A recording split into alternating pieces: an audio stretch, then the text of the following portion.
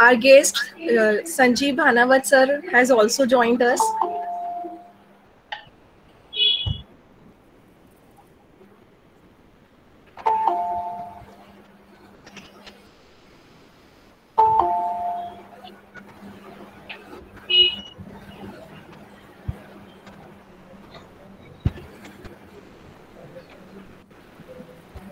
नमस्कार Bhanawat sir, welcome welcome on this occasion. नमस्कार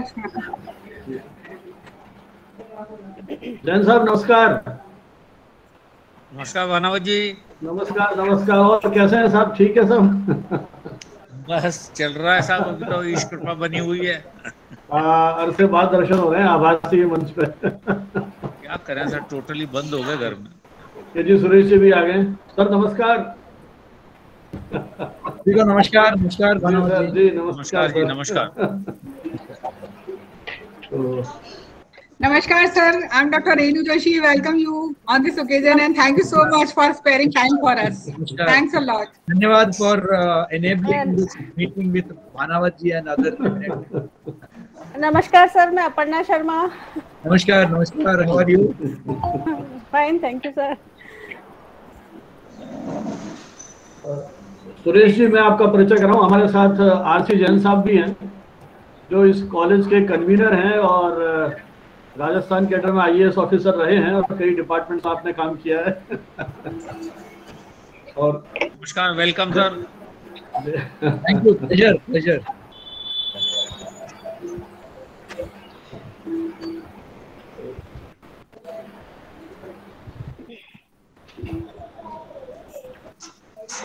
मैं डॉक्टर अपर्णा शर्मा, सुबोध पीजी महिला महाविद्यालय परिवार की ओर से आप सभी का हार्दिक स्वागत एवं अभिनंदन करती हूँ। महाविद्यालय के संयोजक आदरणीय श्री आरसी जैन साहब, महाविद्यालय की प्राचार्य सम्मानीय डॉक्टर रेणु जोशी मैम, महाविद्यालय की उप प्राचार्य डॉक्टर इंदु शर्मा मैम,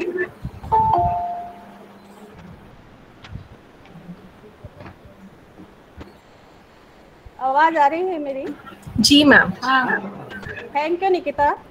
एवं आज के कार्यक्रम के मुख्य अतिथि एवं विषय विशेषज्ञ प्रोफेसर संजीव भानावत साहब और माखनलाल चतुर्वेदी विश्वविद्यालय के कुलगुरु, कुलपति एवं प्रखर वक्ता प्रोफेसर केजी सुरेश जी।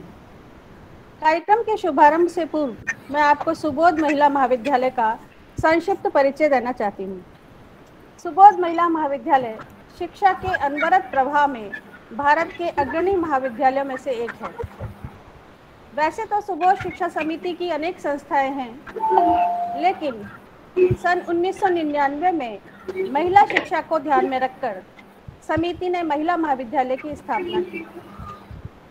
विगत 21 वर्षों से हमारे यहाँ की छात्राओं ने विभिन्न क्षेत्रों में अनेक उपलब्धियां अर्जित की हैं, सफलता के अनेक सोपान प्राप्त किए हैं। महाविद्यालय की प्राचार्य सम्मानीय डॉक्टर रेणु जोशी मैम अपनी सकारात्मक मानसिकता से इस कठिन समय में भी सभी संकाय सदस्यों का हौसला बढ़ाए रखी हैं और हमें निरंतर आगे बढ़ने के लिए प्रेरित करती हैं। महिला शिक्षा के क्षेत्र में हम अपना महत्वपूर्ण योगदान दे रहे हैं और सुबोध परिवार का ये प्रयास रहता है कि महिला शिक्षा द्वारा समाज और राष्ट्र का नव निर्माण हो सके। आइए देखते हैं एक झलक।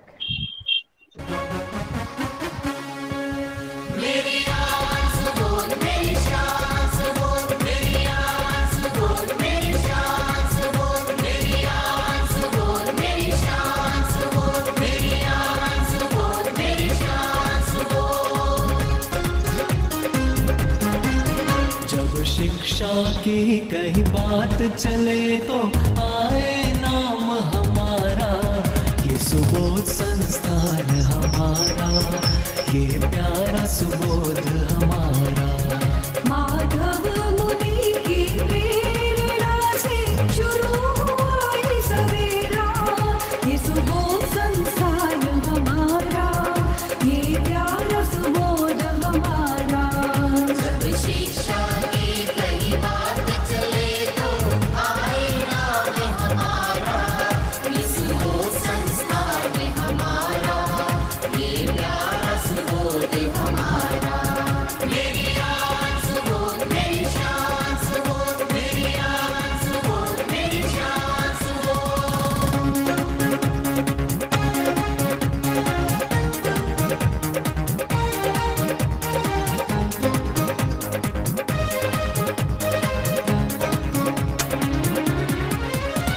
संस्था से शुरू हुआ सफर, कई संस्थाओं पर पहुंचा।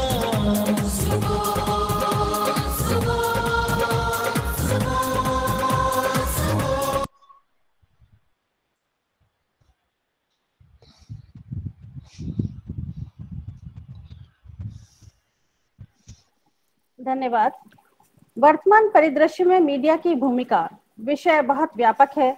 हमने कल प्रोफेसर राजीव गुप्ता जी एवं संपादकीय प्रभारी अंकिता शर्मा जी को सुना था। वास्तव में कला, साहित्य, काल और इतिहास के अंधेरे उजालों के बीच मीडिया की भूमिका सूर्य वीथी बनाती है। राष्ट्रीय लोक चेतना को उद्दीप्त करने में समर्थ माध्यम है। गीता में जगह जगह शुभ दृष्टि का प्रयोग किया गया है। यह शुभ दृष्टि ही पत्रकारिता है, जिसमें गुणों को परखना तथा मंगलकारी तत्वों को प्रकाश में लाना सम्मिलित है।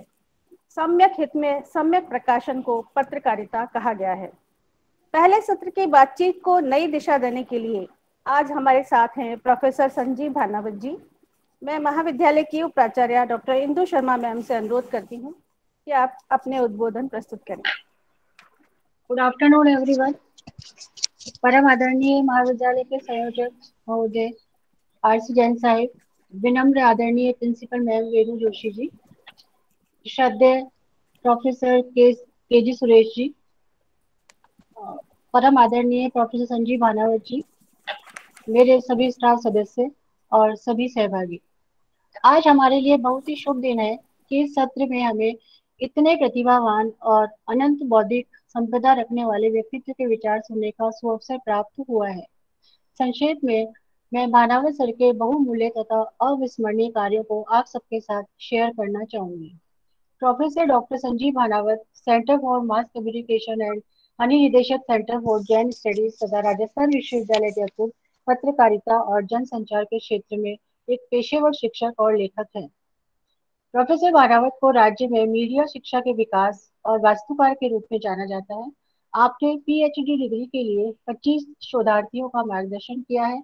आप सीनेट के सदस्य, अकादमिक परिषद और राजस्थान विश्वविद्यालय के पाठ्यक्रमों की समिति के संयोजक भी हैं। भानावत सर अभी तक कई शैक्षणिक संस्थानों और विश्वविद्यालयों से जुड़े रहे हैं। आपको राजस्थान साहित्य अकादमी उदयपुर से राधा कृष्ण खेतान गोल्ड मेडल व राजस्थान साहित्य सोमनेश जोशी प्रथम कृति जैसे विभिन्न पुरस्कारों से सम्मानित किया गया है। प्रोफेसर भानावत विभिन्न अखबारों, पत्रिकाओं और शोध पत्रिकाओं के लेख और शोध पत्रों के नियमित योगदान करता है। आपने पत्रकारिता और जनसंचार से संबंधित लगभग 30 पुस्तकों का संपादन और लेखन किया है। 1989 से 1996 तक राजस्थान विश्वविद्यालय के संचार ब्यूरो के निदेशक भी आप रहे हैं। आपने 200 से अधिक राष्ट्रीय व अंतर्राष्ट्रीय संगोष्ठियों में भाग लिया है। 2007 में न्यूयॉर्क में आयोजित विश्व हिंदी सम्मेलन में एक पेपर भी आपने प्रस्तुत किया। आपने अपने स्वर्गीय माता पिता की याद में अपने निवास स्थान पर एक उन्नत अनुसंधान केंद्र स्थापित किया है। इस केंद्र में 13,000 से अधिक पुस्तकों का संग्रह है। अद्भुत, देखिए संस्कार और ज्ञान का यह अद्भुत संगम है। आजकल लोग पेरेंट्स को साथ ही नहीं रखते हैं और सर ने इतना कुछ अपने पेरेंट्स के लिए किया है। आपने अपने दृढ़ संकल्प, दूरदर्शिता तथा सतत कर्मनिष्ठा के आधार पर एक विशाल वट वृक्ष की स्थापना की है। भानावत सर के बारे में बोलने को वास्तव में इतना सब कुछ है कि अगर बताया जाए तो शायद यह एक सत्र भी कम पड़े। दृढ़ प्रतिज्ञा वाले व्यक्ति संसार को अपनी इच्छा के अनुसार झुकाने का सामर्थ्य रखते हैं। जी हाँ, यह लाइन भानावत सर पर निश्चित रूप से खरी उतरती है। बहुत बहुत वेलकम सर। धन्यवाद आपके इस आत्मीय और विस्तृत परिचय के लिए। इस महाविद्यालय के संयोजक श्री आरसी जैन साहब, प्राचार्य डॉक्टर रेणु जोशी, उपाचार्य डॉक्टर इंदु शर्मा, कार्यक्रम के संयोजक अपर्णा जी और मेरे अभिन्न मित्र तथा आज के हमारे इस वेबिनार के विशिष्ट वक्ता श्रद्धेय के.जी. सुरेश जी और कॉलेज के शिक्षक साथी और विद्यार्थियों, सर्वप्रथम तो मैं आपको इस बात के लिए धन्यवाद ज्ञापित करना चाहूँगा कि आपने एक अवसर दिया आज के इस दौर में मीडिया की भूमिका पर कॉलेज के शिक्षकों, विद्यार्थियों और देश के विभिन्न क्षेत्रों से जुड़े प्रतिनिधियों के साथ एक संवाद करने का। और दूसरा एक महत्वपूर्ण अवसर है, वो है इस आभासी मंच पर के.जी. सुरेश जी के साथ मंच को शेयर करना। हालांकि मुझे कई ऐसे अवसर मिले हैं देश में अलग अलग स्थानों पर जब सुरेश जी के साथ मंच शेयर किया है और अनेक ऐसी वैचारिक संगोष्ठियों में हमारा एक साथ रहा है। जयपुर के अनेक आयोजनों में आपकी सहभागिता रही है। विस्तृत परिचय तो जो इसके संयोजक है वो आपको देंगी, लेकिन चूंकि व्यक्तिगत रूप से मैंने पिछले लगभग 8-10 साल से आपको मैं देख रहा हूँ जितने जुनून जिजीविषा के साथ इस और विशेषकर पिछले 1 साल से इस पैंडेमिक में भी जिस तरह से आपने यात्राएं की हैं, काम किया है, शैक्षणिक संस्थानों को विकसित किया है IIMC और माखनलाल चतुर्वेदी पत्रकारिता विश्वविद्यालय के माध्यम से, मुझे लगता है कि उनका ये जो पूरा कृतित्व है हम सभी के लिए अनुकरणीय है। बहुत लंबा अनुभव मीडिया के साथ रहा, मीडिया शिक्षण में आप जुड़े हैं, बहुत कुछ सीखने का अवसर भी हमको आपसे मिला है। तो मेरे लिए ये अतिरिक्त सौभाग्य की बात है कि उनके साथ मुझे आज मंच करने का, शेयर करने का अवसर मिला। सुबोध महाविद्यालय के साथ मेरा एक बहुत पुराना संवाद और संबंध रहा, बल्कि यूँ कहूँ कि मेरे पिताजी भी जब थे वो भी विश्वविद्यालय में थे, उनका भी एक जुड़ाव इस संस्थान के साथ रहा। और जैसा इस फिल्म में बताया गया कि 1 सदी की यात्रा, एक छोटे से स्कूल से जो यात्रा शुरू हुई, आज यहाँ मल्टी इंस्टीट्यूशनल्स कितने सारे अलग अलग विषयों के संस्थान बने हैं और विशेषकर महिला शिक्षा के क्षेत्र में न सिर्फ जयपुर में बल्कि प्रदेश में भी इस महाविद्यालय ने अपनी विशिष्ट छाप छोड़ी है। ये भी मेरे लिए एक विशेष गर्व की बात है। और मैनेजमेंट के रूप में भी समय समय पे मुझे अलग अलग इकाइयों में उनकी जो कमेटीज़ हैं उसमें रहने का, इस कॉलेज की गतिविधियों को निकटता से देखने का अवसर मिला। एक तरह से अपने ही घर में एक संवाद का जो अवसर मिला है, इसका उत्साह और उमंग स्वाभाविक है। अब आज का जो अपना मुख्य विषय है, वर्तमान परिदृश्य में मीडिया की भूमिका। मुझे नहीं पता कल की चर्चा के मुख्य बिंदु क्या थे, किस रूप में वो चर्चा आगे बढ़ी है। राजीव जी हमारे साथ कई मंचों पर, मेरे तो जाने कितने अकादमिक आयोजनों में वो आते रहे हैं और उनके उस विचार विमर्श में अक्सर काफ़ी जो कहना चाहिए कि उत्तेजना भी रही है। तो मैं मान के चलता हूँ कि उनका सत्र भी बहुत ही रोचक, सार्थक और विचारोत्तेजक रहा होगा। मीडिया की हमारे पूरी की पूरी लंबी परंपरा है। जैसा संकेत रूप में अपर्णा जी ने कहा कि किस तरह से राष्ट्रीय भावनाओं को प्रदीप्त किया मीडिया ने। हालांकि जिस मीडिया की आज के संदर्भ में हम बात कर रहे हैं, क्योंकि प्रिंट मीडिया के हमारे पास जो औपचारिक इतिहास है वो लगभग 250 साल पुराना है। 1780 में पहला अखबार निकला था और हिंदी का पहला अखबार संयोग से यही महीना, मई का महीना था जब हिंदी का पहला पत्र इस देश में निकलता है 30 मई को, जब हम हिंदी पत्रकारिता दिवस भी अलग अलग स्थानों पर मनाने की एक परंपरा पिछले कई वर्षों से है। तो कुल मिलाकर के 250 साल की लगभग हमारे पास परंपरा प्रिंट मीडिया की है। सिनेमा की 1 सदी की अभी कुछ वर्ष पूर्व ही देश भर में मनाया गया, कई प्रकाशन हुए। हमारे जो केंद्रीय सूचना प्रसारण मंत्रालय है, इसके जो यूनिट्स हैं फिल्म से जुड़ी हुई 3-4 यूनिट्स जो हैं, इकाइयाँ जो हैं, उन्होंने इस तरह की डॉक्यूमेंट्रीज बनाई पूरी 1 सदी पर। और सुरेश जी तो कई फिल्म फेस्टिवल के साथ भी जुड़े रहे, उन्होंने बहुत निकटता से उस सारे दृश्यों को देखा है, उस पूरी यात्रा को भी आपने देखा है। तो लगभग 1 सदी की यात्रा सिनेमा की और इतनी ही बड़ी यात्रा रेडियो की रही हमारे साथ, चाहे वो आकाशवाणी से शुरू हुई हो और अब जब 95 के आसपास जब प्राइवेट प्लेयर्स की एंट्री होती है, उसके बाद आकाशवाणी नहीं कई रेडियो चैनल्स हमारे साथ आए। और सेम स्थिति टेलीविजन के साथ रही।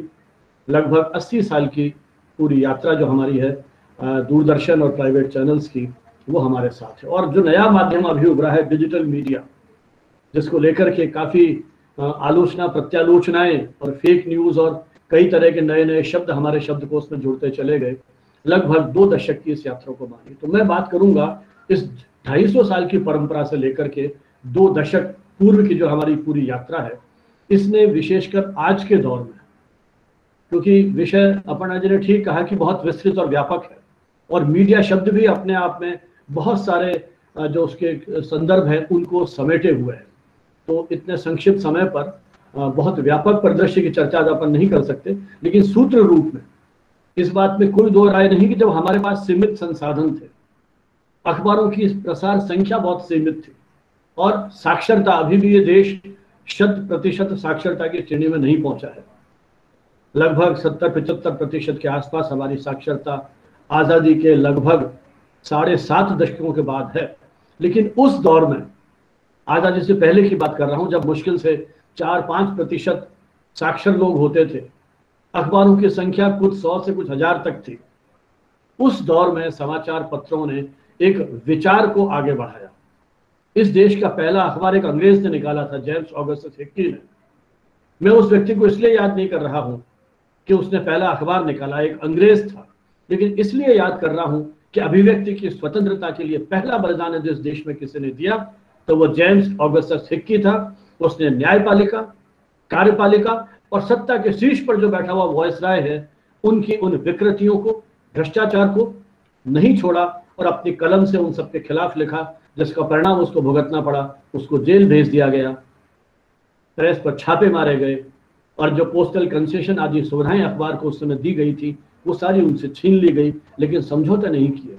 तो हिंदुस्तान की जो पत्रकारिता है वो उसी अभिव्यक्ति की स्वतंत्रता की रोशनी में आगे बढ़ती है। और आगे चलकर जो हमारे देश की पत्रकारिता थी, चाहे वो हिंदी की पत्रकारिता रही हो, चाहे दूसरी भारतीय भाषाओं की पत्रकारिता रही हो, जो हमारे देश के समाज सुधारक रहे, उन्होंने भी पत्र को अपना एक आधार बनाया जन चेतना के लिए। उस समय की पत्रकारिता आज की पत्रकारिता नहीं थी, डे टू डे रिपोर्टिंग नहीं थी। उस समय के संपादकों ने शब्दों की तपस्या की थी, शब्दों की आराधना की थी, और यही कारण है कि जो कुछ उनके अखबार में छपता था उसका इतना गहरा प्रभाव होता था कि उस विदेशी हुकूमत घबरा गई, भयाक्रांत हो गई, अखबारों पर छापे मारे गए, संपादकों को जेल भेज दिया गया, कठोर यातनाएं दी गई, न जाने कितने प्रेस अधिनियमों से उनको आतंकित किया गया। मुझे याद है एक अखबार का विज्ञापन छपा था, चाहिए एक संपादक, वेतन हर संपादकीय पर 1 गिलास ठंडा पानी, 2 सूखी रोटियां और 10 वर्ष की जेल।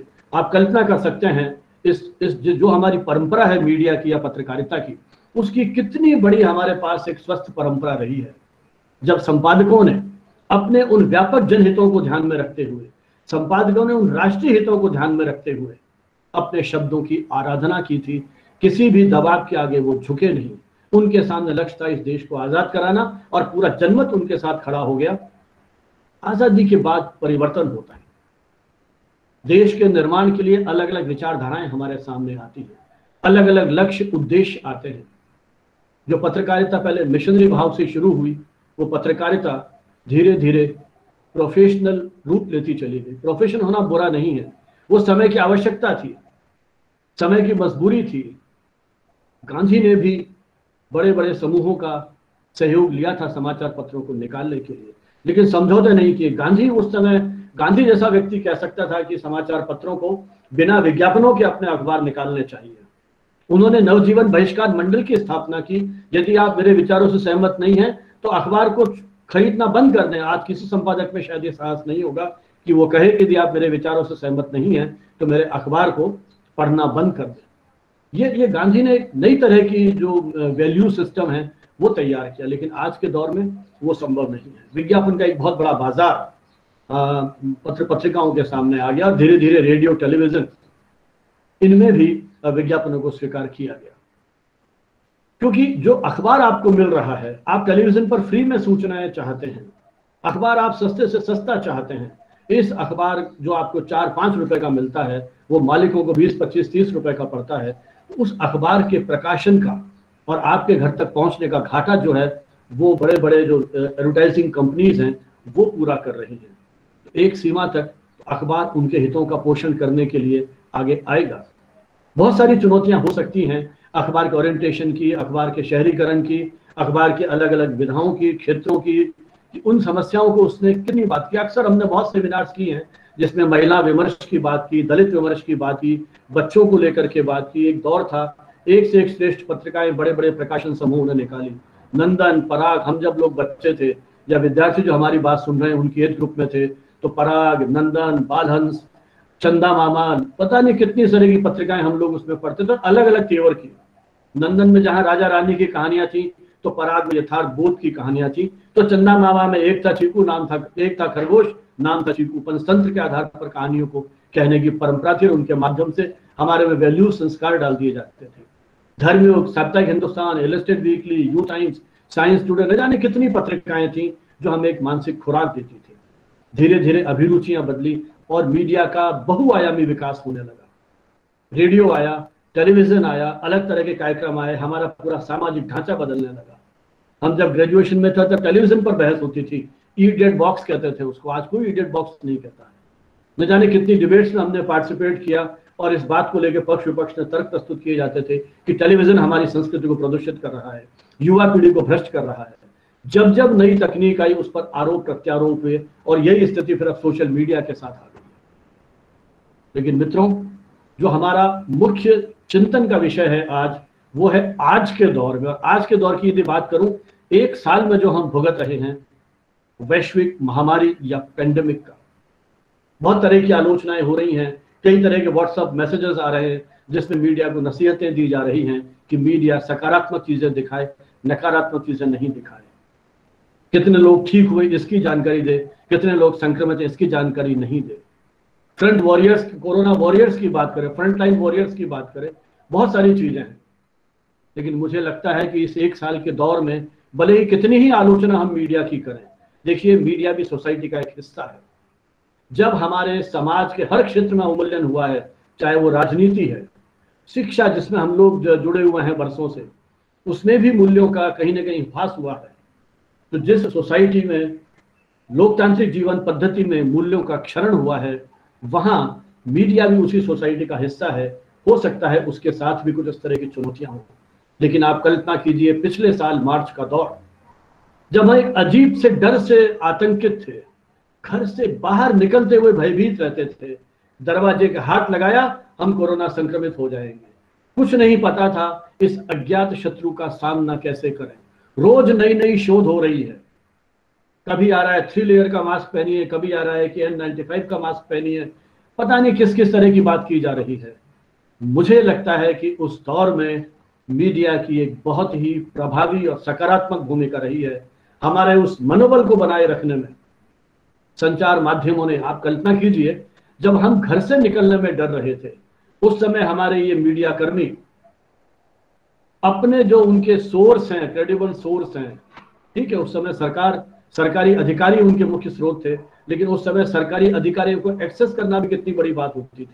आपको याद हो तो टेलीविजन पर शाम को 4 बजे प्रेस कॉन्फ्रेंस आती थी जिसमें ICMR के प्रतिनिधि होते थे, मंत्रालय के, गृह मंत्रालय के प्रतिनिधि होते थे, और वो लोग मीडिया को जानकारी देते थे कि देश में कोरोना को लेकर के क्या स्थिति है। तो उस दौर में जागरूकता पैदा करने के लिए हमारे इन मीडिया कर्मी मित्रों ने एक तरह से अपनी जान की बाजी लगा करके, आए दिन फेसबुक व्हाट्सएप पे मैं अभी तक देख रहा हूं, हमारे जाने कितने मित्रों ने जो मीडिया के क्षेत्र में काम कर रहे हैं, कितने विद्यार्थियों ने अपनी जीवन का बलिदान दे दिया। बहुतों को तो आप भी जानते होंगे जो पॉपुलर नाम है, जिनको आप रोज टीवी के पर्दे पर देखते हैं। लेकिन ऐसे बहुत सारे लोग हैं जो उन छोटे छोटे अखबारों में काम कर रहे हैं, प्रादेशिक अखबारों में काम कर रहे हैं। उनके परिवार की क्या स्थिति है, क्योंकि ऐसा तो है नहीं कि मीडिया कर्मी कोई बिल्कुल इम्यून हो गया है इन सारी चीजों से, नहीं। मीडिया के सामने कोई गाइडलाइन नहीं थी उस दौर में।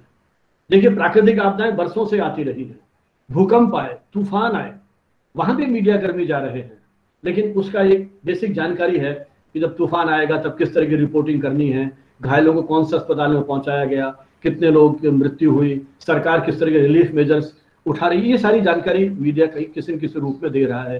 हेल्पलाइन कौन सी बनाएगी। लेकिन जब ये कोविड का प्रकोप हुआ और मार्च 2020 में जब WHO ने इसे वैश्विक महामारी घोषित कर दिया, उस दौर में इन्हीं आपके टीवी चैनल्स ने, जिनकी हम आलोचना करते रहे हैं, इन्हीं टीवी चैनल्स ने दुनिया भर के चिकित्सकों को इस मंच पर ला करके बिठाया। अपने स्टूडियो में वो एंकर्स हैं जिन्होंने डॉक्टर्स को कोऑर्डिनेट किया और जनता से ये कहा, अपने दर्शकों से ये कहा कि आप ईमेल के माध्यम से, वीडियो के माध्यम से, टेलीफोन के माध्यम से सवाल पूछिए कि आप क्या जानना चाहते हैं। क्योंकि उस समय हमें ये पता था घर में सब्जी लाएंगे तो कैसे साफ करनी है, बाहर जाएंगे जो ड्रेस हमने पहन रखी है कैसे धोना है, किन सावधानियों को बरतना है। ये वही मीडिया है जिसने आपको 3 बातें बार बार विज्ञापनों के माध्यम से, विभिन्न कार्यक्रमों के माध्यम से, विभिन्न टॉक्स के माध्यम से, नेताओं के वक्तव्यों के माध्यम से ये जानकारी दी कि इस बीमारी का एक ही बचाव है, प्रॉपर मास्किंग। मास्क लगाना, हमारे इन चैनल के जो एंकर्स थे उन्होंने बताया आपको कि सही तरीके से मास्क कैसे लगता है। हैंड वॉशिंग, हाथ धोना, केवल ऐसे नहीं है कि हाथ गीले कर लिए, किस तरह से आपको हाथ उंगलियों के बीच में इधर, ताकि उस वायरस से आप बच सकें, कितने सेकंड तक हाथ धोना है, ये सारी जानकारी दी। सोशल डिस्टेंस, नए शब्द आ गए मीडिया के माध्यम से, सोशल डिस्टेंसिंग किस तरह से आपको मेंटेन करनी है। तो ये जो जागरूकता का काम किया, दुनिया भर में जो रिसर्च हो रही है उसकी जानकारी आपको दी है। तो पेंडेमिक के बारे में जन चेतना को जगाने के लिए, उस मनोबल को बनाए रखने के लिए और विश्वसनीय स्रोतों से जानकारी प्राप्त कर, आप कल्पना कीजिए अखबारों में भी वर्क फ्रॉम होम की स्थिति हो गई थी। जो एडिटोरियल डेस्क है वो अपने जो उनके ग्राफिक आर्टिस्ट हैं वो बेचारे, जो उनके पास सामग्री आ रही है वो घर पर बैठ करके वो सारा ग्राफ और टेबल बना रहे हैं और आपको वो जानकारी देख, क्योंकि टेलीविजन पे आप सारी न्यूज दिन भर देख चुके होते हो। तो अखबार किस तरह से अगले दिन सुबह आपकी उस इच्छा को, आपके उस इंटरेस्ट को उसके साथ बनाए रखे, तो नए नए तरीके से खबरों को देने का प्रयास किया गया इस स्टाइल में कि लोग उसको पढ़ें और उनको पढ़ते ही पूरी की पूरी जो स्थितियां हैं, परिवेश है, उसके बारे में जानकारी मिल जाए। और मेरा यह मानना है आंकड़ों को छिपाने से कुछ नहीं होगा। यदि आप आंकड़े छिपाते हैं तो सरकारें बच सकती है लेकिन जनता संकट में आ जाएगी। मीडिया क्यों नहीं बताएगा इन सारी चीजों को? हम कहते हैं कि मीडिया आम आदमी की बात नहीं करता है। यही वो मीडिया है जिसने उन प्रवासी मजदूरों के दर्द को अपने टेलीविजन कैमरे के माध्यम से और अखबारों में हमारे इन पत्रकार मित्रों ने बहुत ही मार्मिक ढंग से प्रस्तुत किया। उन शमशान घाट की क्या स्थिति है, वो बेचारा गरीब व्यक्ति वो किस तरह से अपने परिजनों की लाशों को ढो रहा है, कैसे साइकिल पर वो उस लाश को ले जा रहा है, एम्बुलेंस, क्योंकि ये बीमारी इस तरह की थी कि व्यक्ति के बीच में एक विश्वास का संकट खड़ा हो गया। ऐसे दौर में हमारे ये युवा साथी फील्ड में जाकर के रिपोर्टिंग कर रहे हैं। मुझे लगता है कि बहुत बड़ी, ठीक है होंगे, पूंजी का आक्रमण होगा, बड़े बड़े मालिकों के हाथ में अखबार होगा, लेकिन इन्हीं सारी चुनौतियों के बीच में हमारे इन पत्रकार मित्रों ने अपनी जगह बनाई है। नौकरियां चली गई क्योंकि विज्ञापन का बिजनेस, विज्ञापन का जो लाखों करोड़ों रुपए का बिजनेस है, और सौभाग्य या दुर्भाग्य से ये सारा जो बहुत बड़ा हिस्सा विज्ञापनों का गूगल और फेसबुक जैसी कंपनियां हैं उन्होंने हथिया लिया, क्योंकि डिजिटल मीडिया के दौर में हम पहुंच गए हैं। हर क्षण आपको अपडेट रखता है। ये जो मोबाइल नाम का यंत्र आपके हाथ में आ गया है, ये हर क्षण आपको, आप देखिए ना अखबारों के वेबसाइट एडिशन है, कहीं घटना घटी तुरंत आपके पास आ जाती है। अब वो समय चला गया जब हम सुबह अखबार की आतुरता से प्रतीक्षा करते थे, जब तक हॉकर नहीं आता था अंदर बाहर होते रहते थे। अब वो दौर नहीं है, हमारे पास बेसिक जानकारियां सारी हैं, लेकिन फिर भी अखबार को पढ़ने का अपना एक एडिक्शन है, एक नशा है। डिजिटल एडिशन होने के बावजूद अखबार, अभी 3 दिन पहले मैंने खबर पढ़ी, एक सर्वे किया गया जिसमें यह कहा गया कि अखबार अभी भी क्रेडिबल माध्यम है, विश्वसनीय माध्यम है। तो उस इन क्षेत्रों में काम करने वाले पत्रकारों ने जिस तरह से काम किया, मैं तो उनको साधुवाद दूंगा, अभिनंदन करूंगा कि उन्होंने अपनी नौकरी खोते हुए, तनख्वाहें कम कर दी गई, वेतन कम कर दिए गए। मुझे नहीं लगता है कि हमारे बड़े बड़े हाउस जो हैं, बड़े बड़े जो समूह हैं, उनके लिए कोई बहुत बड़ी बात थी साल 6 महीने इन पत्रकारों को जिन्होंने सुख दुख में उनका साथ दिया, वो उनको पूरे वेतन पर रख सकते थे।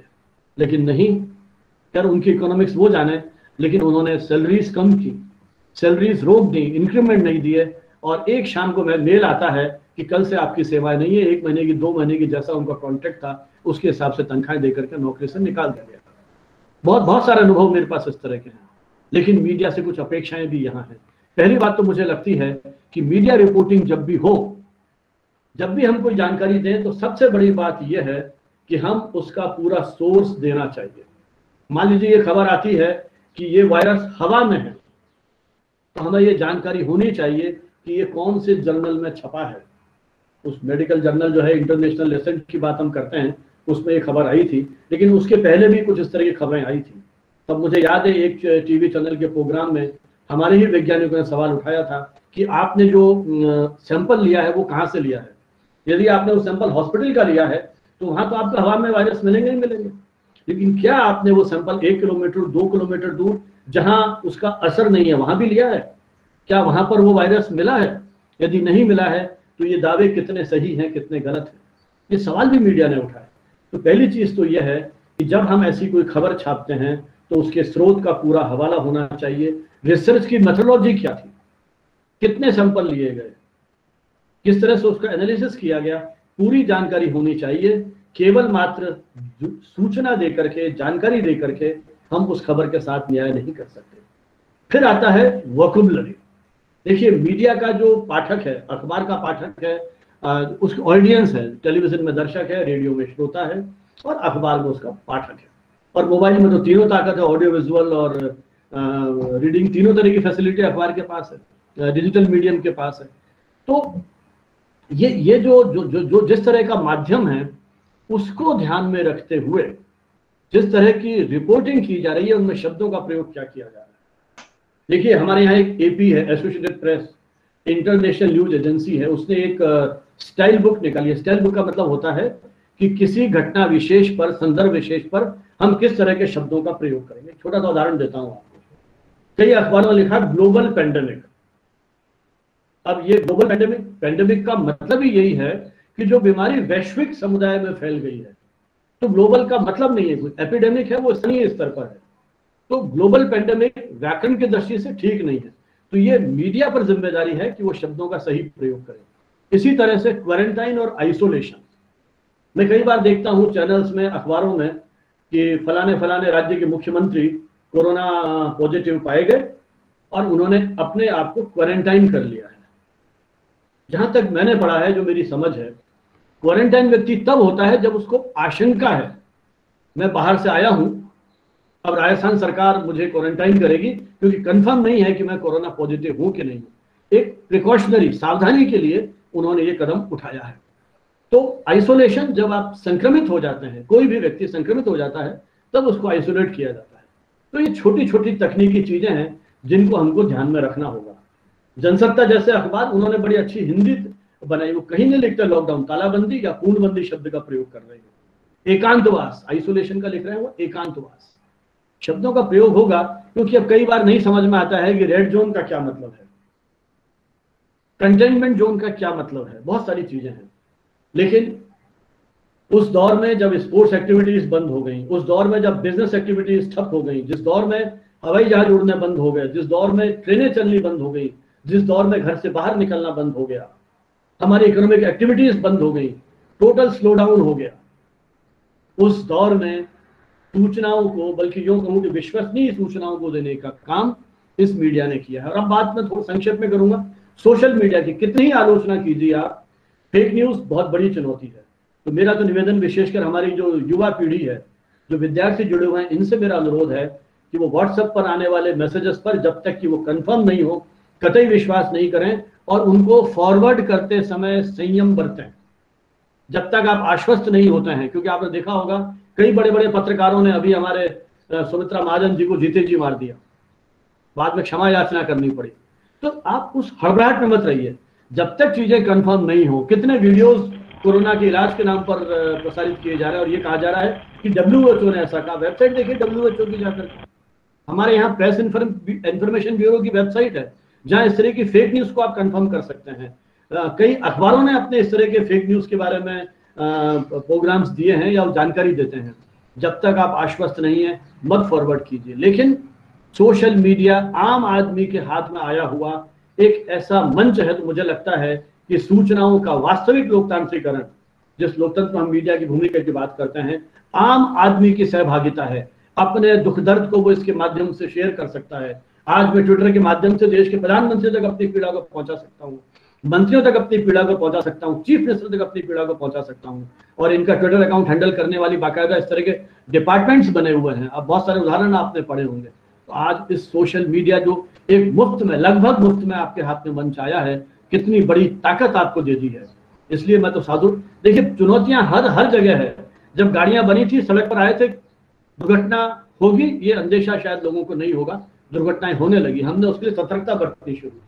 भारत सरकार ने गाइडलाइंस जारी की, OTT जैसे प्लेटफॉर्म आ गए, अमेजन प्राइम, नेटफ्लिक्स, हॉटस्टार, कितनी तरह के प्लेटफॉर्म्स आपको मिल रहे हैं जहां नई तरह के प्रोग्राम्स आ रहे हैं। अब किसी एक माध्यम का आधिपत्य नहीं है। आप यूट्यूब ब्रॉडकास्ट योरसेल्फ, आज मैंने अपना यूट्यूब चैनल बना रखा है, आप में से बहुत सारे मित्रों ने अपने यूट्यूब चैनल बना रखे होंगे, 2-2, 3-3 मिनट के वीडियोस बना करके। टेक्नोलॉजी इतनी यूजर फ्रेंडली हो गई है कि आज इसका उपयोग कर सकते हैं आप, बड़े बड़े कैमरे की जरूरत नहीं है आपको, आपके पास टेक्नोलॉजी इतना यूजर फ्रेंडली है कि आप 2-3 मिनट में। इसलिए मेरा मानना है कि जब सृजनात्मक प्रतिभा के लोग इन माध्यमों में आएंगे, बहुत अच्छे वीडियोस, कैसे इस बीमारी का सामना करें, कैसे अपने मनोबल को बढ़ाए रखें, यूट्यूब ने बहुत बड़ा मंच हमें दिया है। फिर बहुत सारे चैलेंजेस बच्चों के साथ, घर में अकेला बच्चा है, चाइल्ड अब्यूज की प्रॉब्लम्स आ रही हैं, डोमेस्टिक वायलेंस की प्रॉब्लम, कितनी तरह की चुनौतियों को हम जूझ रहे हैं। ये वही मीडिया है, सोशल मीडिया है, जहां पर व्यक्ति अपनी बात कह सकता है। आपके अपने ब्लॉग्स हैं जहां पर आप बात कह सकते हैं, इंस्टाग्राम, फोटोग्राफ के माध्यम से। मेरे एक मित्र हैं, उन्होंने बड़ा अच्छा एक रिपोर्ट लिखी थी अभी श्याम माथुर जी ने, एक फोटो उन्होंने ढूंढा बहुत पुराना, जिसमें एक गिद्ध, ये साउथ अफ्रीका में जब अकाल की स्थिति आई थी, वो एक बिल्कुल कृशकाय बच्चा जो बिल्कुल मरणासन्न था। उस फोटो को बाद में पुलित्जर अवार्ड भी मिला, अमेरिकन जर्नलिज्म का हाईएस्ट अवार्ड पुलित्जर के नाम से चलता है। जो वो गिद्ध प्रतीक्षा कर रहा था कि इस बच्चे की जब मृत्यु हो तब मैं इस पर झपट्टा मारूं, तो उन्होंने इसको प्रतीक बनाया कि वो गिद्ध जीवित इंसानों पर आक्रमण नहीं कर रहा है, लेकिन हम लोग इस कालाबाजारी पर उन्होंने कमेंट किया कि किस तरह से ये जो कालाबाजारी हो रही है इंजेक्शंस की, दवाओं की, बेड की, ऑक्सीजन की, तो हम शायद उस गिद्ध से भी गए बीते हो गए। अब देखिए उन्होंने सोशल मीडिया पर शेयर किया, फेसबुक पर शेयर किया, अपने जो उनके डिजिटल माध्यम है, तो कहीं ना कहीं सोचने की विवश करता है। तो हम इस प्रकार से, दुनिया तो हम नहीं बदल सकते, एक कोशिश कर सकते हैं। हमेशा से ये चुनौतियां रही हैं। जब देश की आज़ादी का संग्राम लड़ा जा रहा था, तब भी ऐसे अखबार थे जो हमारा विरोध करते थे, लेकिन उस समय वो ताकतें हावी रहीं जो एक मिशन को लेकर के समर्पित थी। तो मुझे लगता है हम एक ऐसा सकारात्मक माहौल मीडिया के माध्यम से बनाएं। बहुत कुछ छप रहा है, बहुत कुछ छप रहा है, पॉजिटिव भी छप रहा है। किस तरह से आपको ऊर्जा मिलती है, कौन से ऐसे कार्यक्रम हैं, एनसीईआरटी ने किस तरह के प्रकाशन किए बच्चों के लिए, 100-125 पेज का एक पूरा पब्लिकेशन निकाला उन्होंने कि कैसे बच्चों को एंगेज किया जाए। गूगल पर देखेंगे आपको सारी चीजें मिल जाएंगी, बहुत बहुत प्रयोग हो रहे हैं और इन सब के बारे में अखबारों में छप रहा है। कैसे हमारे कुछ मित्रों ने अपनी लग्जरी गाड़ियां एम्बुलेंस के रूप में लानी शुरू कर दी, कैसे सामाजिक संगठन, कई जो हमारे धार्मिक समुदाय हैं, नाम नहीं लूंगा, लगभग सभी तरह के समुदाय जो हैं, उन्होंने किस तरह भोजन पहुंचाने की व्यवस्था की है, कैसे ऑक्सीजन सिलेंडर पहुंचा रहे हैं, कितने लोग काम कर रहे हैं। ये मीडिया इन सभी को प्रचारित प्रसारित कर रहा है। हमारा दुर्भाग्य यह है कि हम इन खबरों पर ध्यान कम देते हैं। मेरा ये निवेदन है कि जब आप एक उंगली सामने करते हैं, 3 उंगलियां आपकी और भी हैं, तो हम भी देखें कि हम किस तरह की चीजों को पढ़ना चाहते हैं। क्या जो पत्रकार अपने कर्तव्य की वेदी पर बलिदान हो गए, हमने उनके साथ कहीं सहानुभूति रखी? हमारी सुबह की चाय का स्वाद भी खराब हुआ। कितने लोगों ने, इस महामारी के लाखों करोड़ों लोग शिकार हो गए हैं। तो जो फ्रंट लाइन वर्कर्स हैं, जिस तरह से काम कर रहे हैं, चाहे वो डॉक्टर्स हैं, चाहे पुलिस हैं, प्रशासनिक अधिकारी हैं, जिस तरह से काम कर रहे हैं, मुझे लगता है कि इस महामारी का सामना करने के लिए जिस तरह का एक माहौल तैयार किया है, तो मैं तो बहुत सकारात्मक ढंग से मीडिया की भूमिका को देखता हूँ। बहुत सारी चुनौतियां होंगी, बहुत सारी नेगेटिव बात मैं भी कर सकता हूँ। 30-40 साल तक मैंने भी अध्यापन कार्य किया, बहुत सारे मित्र मेरे साथ मीडिया में रहे जो काम कर रहे हैं, उनसे आए दिन बात होती है। बहुत सारी विकृतियां आ गई हैं, पेड न्यूज की हमारे यहाँ प्रॉब्लम रही।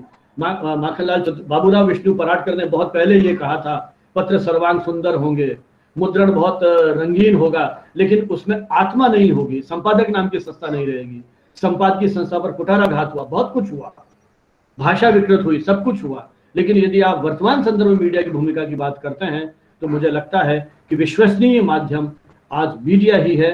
और एक चीज बात करके बात समाप्त करूंगा, क्या हम कोई नया बिजनेस मॉडल तैयार कर सकते हैं? आप क्यों मुफ्त में सूचना चाहते हैं? आप डिजिटल माध्यम से सूचना चाहते हैं, अखबार का हिंदू और कुछ अखबार हैं, उन्होंने इसका पेड सब्सक्रिप्शन जारी किया है, क्योंकि हम निर्भर तो उसी पर हैं, विज्ञापनों के ऊपर ही।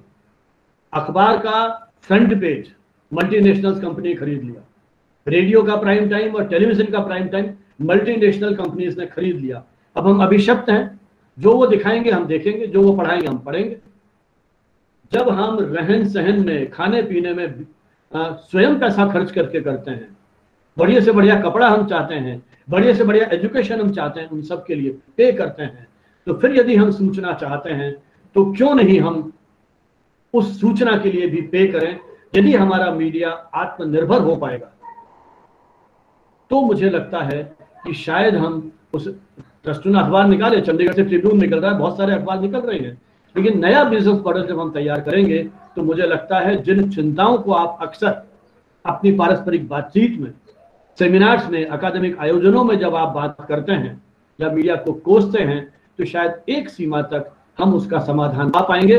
क्योंकि जब हम खुद पे कर रहे हैं, वो हमारा अपना मीडिया होगा, हमारी अपनी आवाज बन करके हमारे दुख दर्द का सहभागी होगा।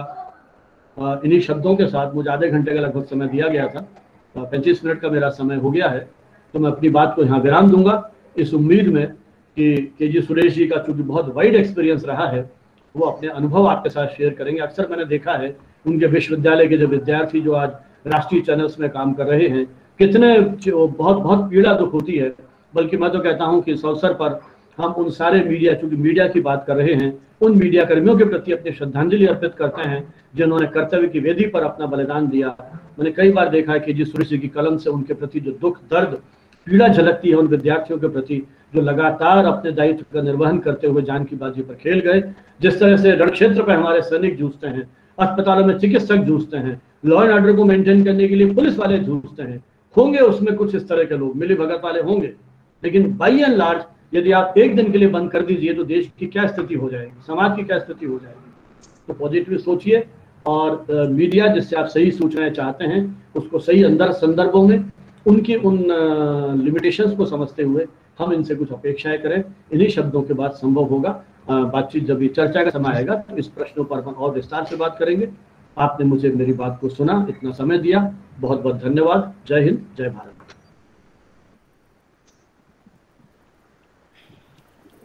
धन्यवाद सर, आपके सरल और सहज व्यक्तित्व के आगे हम नतमस्तक हैं।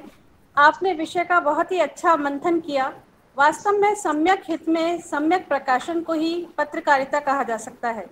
असत्य, अशिव, असुंदर पर सत्यम शिवम सुंदरम की शंख ध्वनि ही पत्रकारिता है। मैं महाविद्यालय की प्राचार्य सम्मानीय डॉक्टर रेणु जोशी मैम से आग्रह करती हूँ कि आप धन्यवाद स्वरूप कुछ शब्द कहें। मैं प्रोफेसर संजीव भानावत साहब का बहुत तहे दिल से आभार व्यक्त करती हूँ, और ये हमारा बहुत हम भाग्यशाली हैं कि उन जैसे प्रेरक व्यक्ति को हमको सुनने का आज मौका मिला। और उन्होंने पराग, नंदन और उन सारी छोटी छोटी किताबों को जिनमें हमारा बचपन गुजरा, उन्होंने हमारे बचपन की याद दिला दी। धर्मयुग, साप्ताहिक हिंदुस्तान, जिनके हम रेगुलरली हम उनको पढ़ते थे, और उनको उनकी याद दिलाकर वो हमें हमारा बचपन की याद दिला दी।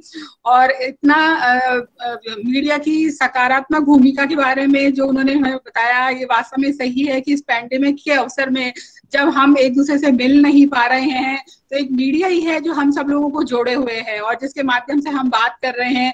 तो एक तरह से मीडिया अभी पैंडेमिक के इस अवसर पर हमारे लिए एक लाइफलाइन के जैसे है। ये छोटी छोटी जो बहुत महत्वपूर्ण जानकारियां हैं, हम मीडिया के द्वारा हमें तुरंत ही टीवी के माध्यम से, मोबाइल के माध्यम से और विभिन्न सोशल मीडिया के माध्यम से मिल जाती है। और सोशल मीडिया से ही बहुत सारे लोग एक दूसरे की मदद कर रहे हैं। मैं खुद पर्सनली मैं महसूस कर रही हूँ कि कभी कभी हमारे पास ऐसे मैसेज आते हैं कि किसी को ब्लड की आवश्यकता है, किसी को प्लाज्मा की आवश्यकता है, किसी को ऑक्सीजन सिलेंडर की आवश्यकता है, और बहुत ही कम समय में ग्रुप वाले जितने भी मेंबर्स हैं वो उनकी मदद कर रहे हैं। तो ये मीडिया एक तरह से एक बहुत ही सकारात्मक भूमिका इसमें निभा रहा है।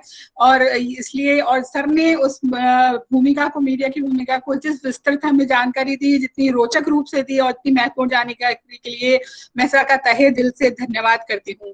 धन्यवाद सर। कभी मौका मिला तो हम आपको प्रत्यक्ष रूप से भी सुनेंगे, और ये हमारे लिए बहुत ही गौरव का विषय है। धन्यवाद।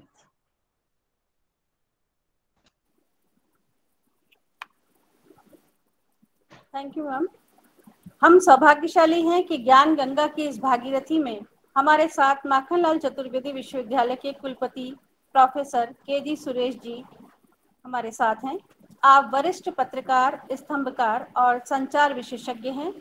आप वर्तमान में माखनलाल चतुर्वेदी राष्ट्रीय पत्रकारिता और संचार विश्वविद्यालय भोपाल के कुलपति के रूप में कार्यरत हैं।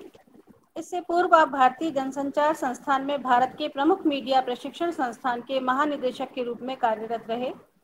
डीडी न्यूज भारत के सार्वजनिक समाचार प्रसारक के साथ वरिष्ठ परामर्श संपादक हैं। एशिया नेट न्यूज नेटवर्क के साथ संपादकीय सलाहकार हैं। प्रेस ट्रस्ट ऑफ इंडिया के साथ मुख्य राजनीतिक संवाददाता हैं। राष्ट्रमंडल युवा कार्यक्रम एशिया द्वारा शांति के लिए राष्ट्रमंडल युवा राजदूत नामित हुए हैं। और यह अतिशयोक्ति नहीं होगी कि यदि मैं आपके जीवन के समग्र उपलब्धियों का वर्णन करूं तो शायद दोपहर से शाम हो जाएगी। और सच बात तो यह है कि आपके उद्बोधन सुनने के लिए हम सभी श्रोता अधीर हैं। मैं आपका स्वागत करती हूं सर। महाविद्यालय की प्राचार्य महोदय, आप कुछ कहना चाहेंगी मैम? ये हमारे लिए आज बहुत सौभाग्य का विषय है, सौभाग्यशाली दिन है आज हमारे लिए कि हमको सर जैसे ज्ञानवान ओजस्वी व्यक्तित्व के वक्ता को सुनने का अवसर मिला, उनका उद्बोधन सुनने का अवसर मिलेगा और हमसे बहुत लाभान्वित होंगे और हमारी पूरी फैकल्टी और हमारे स्टूडेंट से बहुत लाभान्वित होंगे। सर ये हमारे लिए बहुत ही भाग्य और गौरव का विषय है कि आज हमको आपको डिजिटल माध्यम के थ्रू हमको आपको रूबरू होने का मौका मिला है। तो आपका बहुत बहुत धन्यवाद हमारे लिए समय देने के लिए। और मैं आपका बहुत पूरे सुबोध महिला महाविद्यालय परिवार की तरफ से मैं आपका हार्दिक अभिनंदन और स्वागत करती हूँ sir. Thank you so much. Thank you. धन्यवाद, बहुत बहुत धन्यवाद डॉक्टर रेणु जोशी जी, डॉक्टर अपर्णा शर्मा जी और डॉक्टर इंदु शर्मा जी हमारे इस कार्यक्रम में उपस्थित जैन साहब और मेरे परम मित्र जो मीडिया शिक्षा के पर्यायवाची बन चुके हैं, जिनको हम अक्सर मीडिया शिक्षण में वन मैन आर्मी समझते हैं, जिन्होंने अपने बलबूते पर देश के एक प्रमुख विश्वविद्यालय का पूरा एक विभाग को चलाया और अनेकों पुस्तकें लिखी और आज भी उसी जुझारूपन के साथ, उसी लगाव के साथ कम्युनिकेशन टुडे जैसे जर्नल, शायद ही कोई पत्रिका मीडिया के क्षेत्र में लगातार निर्विघ्न 25 वर्ष प्रकाशित होते रहे हैं। ऐसे हमारे युवा मित्र प्रोफेसर संजीव भानावत जी, यहाँ मैं और भी अन्य मित्रों को देख रहा हूं, मैं महेश स्वामी जी को देख रहा हूं, सुनील शर्मा जी को देख रहा हूं। ज्यादा स्क्रीन बड़ा नहीं है लेकिन जितने दिख रहे हैं, और यहाँ उपस्थित इस कार्यक्रम में सुबोध कॉलेज के जो संकाय सदस्य हैं, शोधार्थी हैं और ये छात्र और अन्य मित्र जो ऑनलाइन से और फेसबुक के माध्यम से जुड़े हुए हैं, आप सभी को सर्वप्रथम विश्व परिवार दिवस की बहुत बहुत शुभकामनाएं। आज वर्ल्ड फैमिली डे है। शायद पहली बार मानवता ने फैमिली के अर्थ को इतना गहराई से समझा, ये इस पैंडेमिक के दौरान लोग समझा। हम लोग तो बोलते रहे हैं, लेकिन इसके महत्व को भी, अपने परिवार के महत्व को भी, परिवार शब्द के महत्व को शायद कोरोना ने हमें सिखा दिया उसका कितना महत्व है।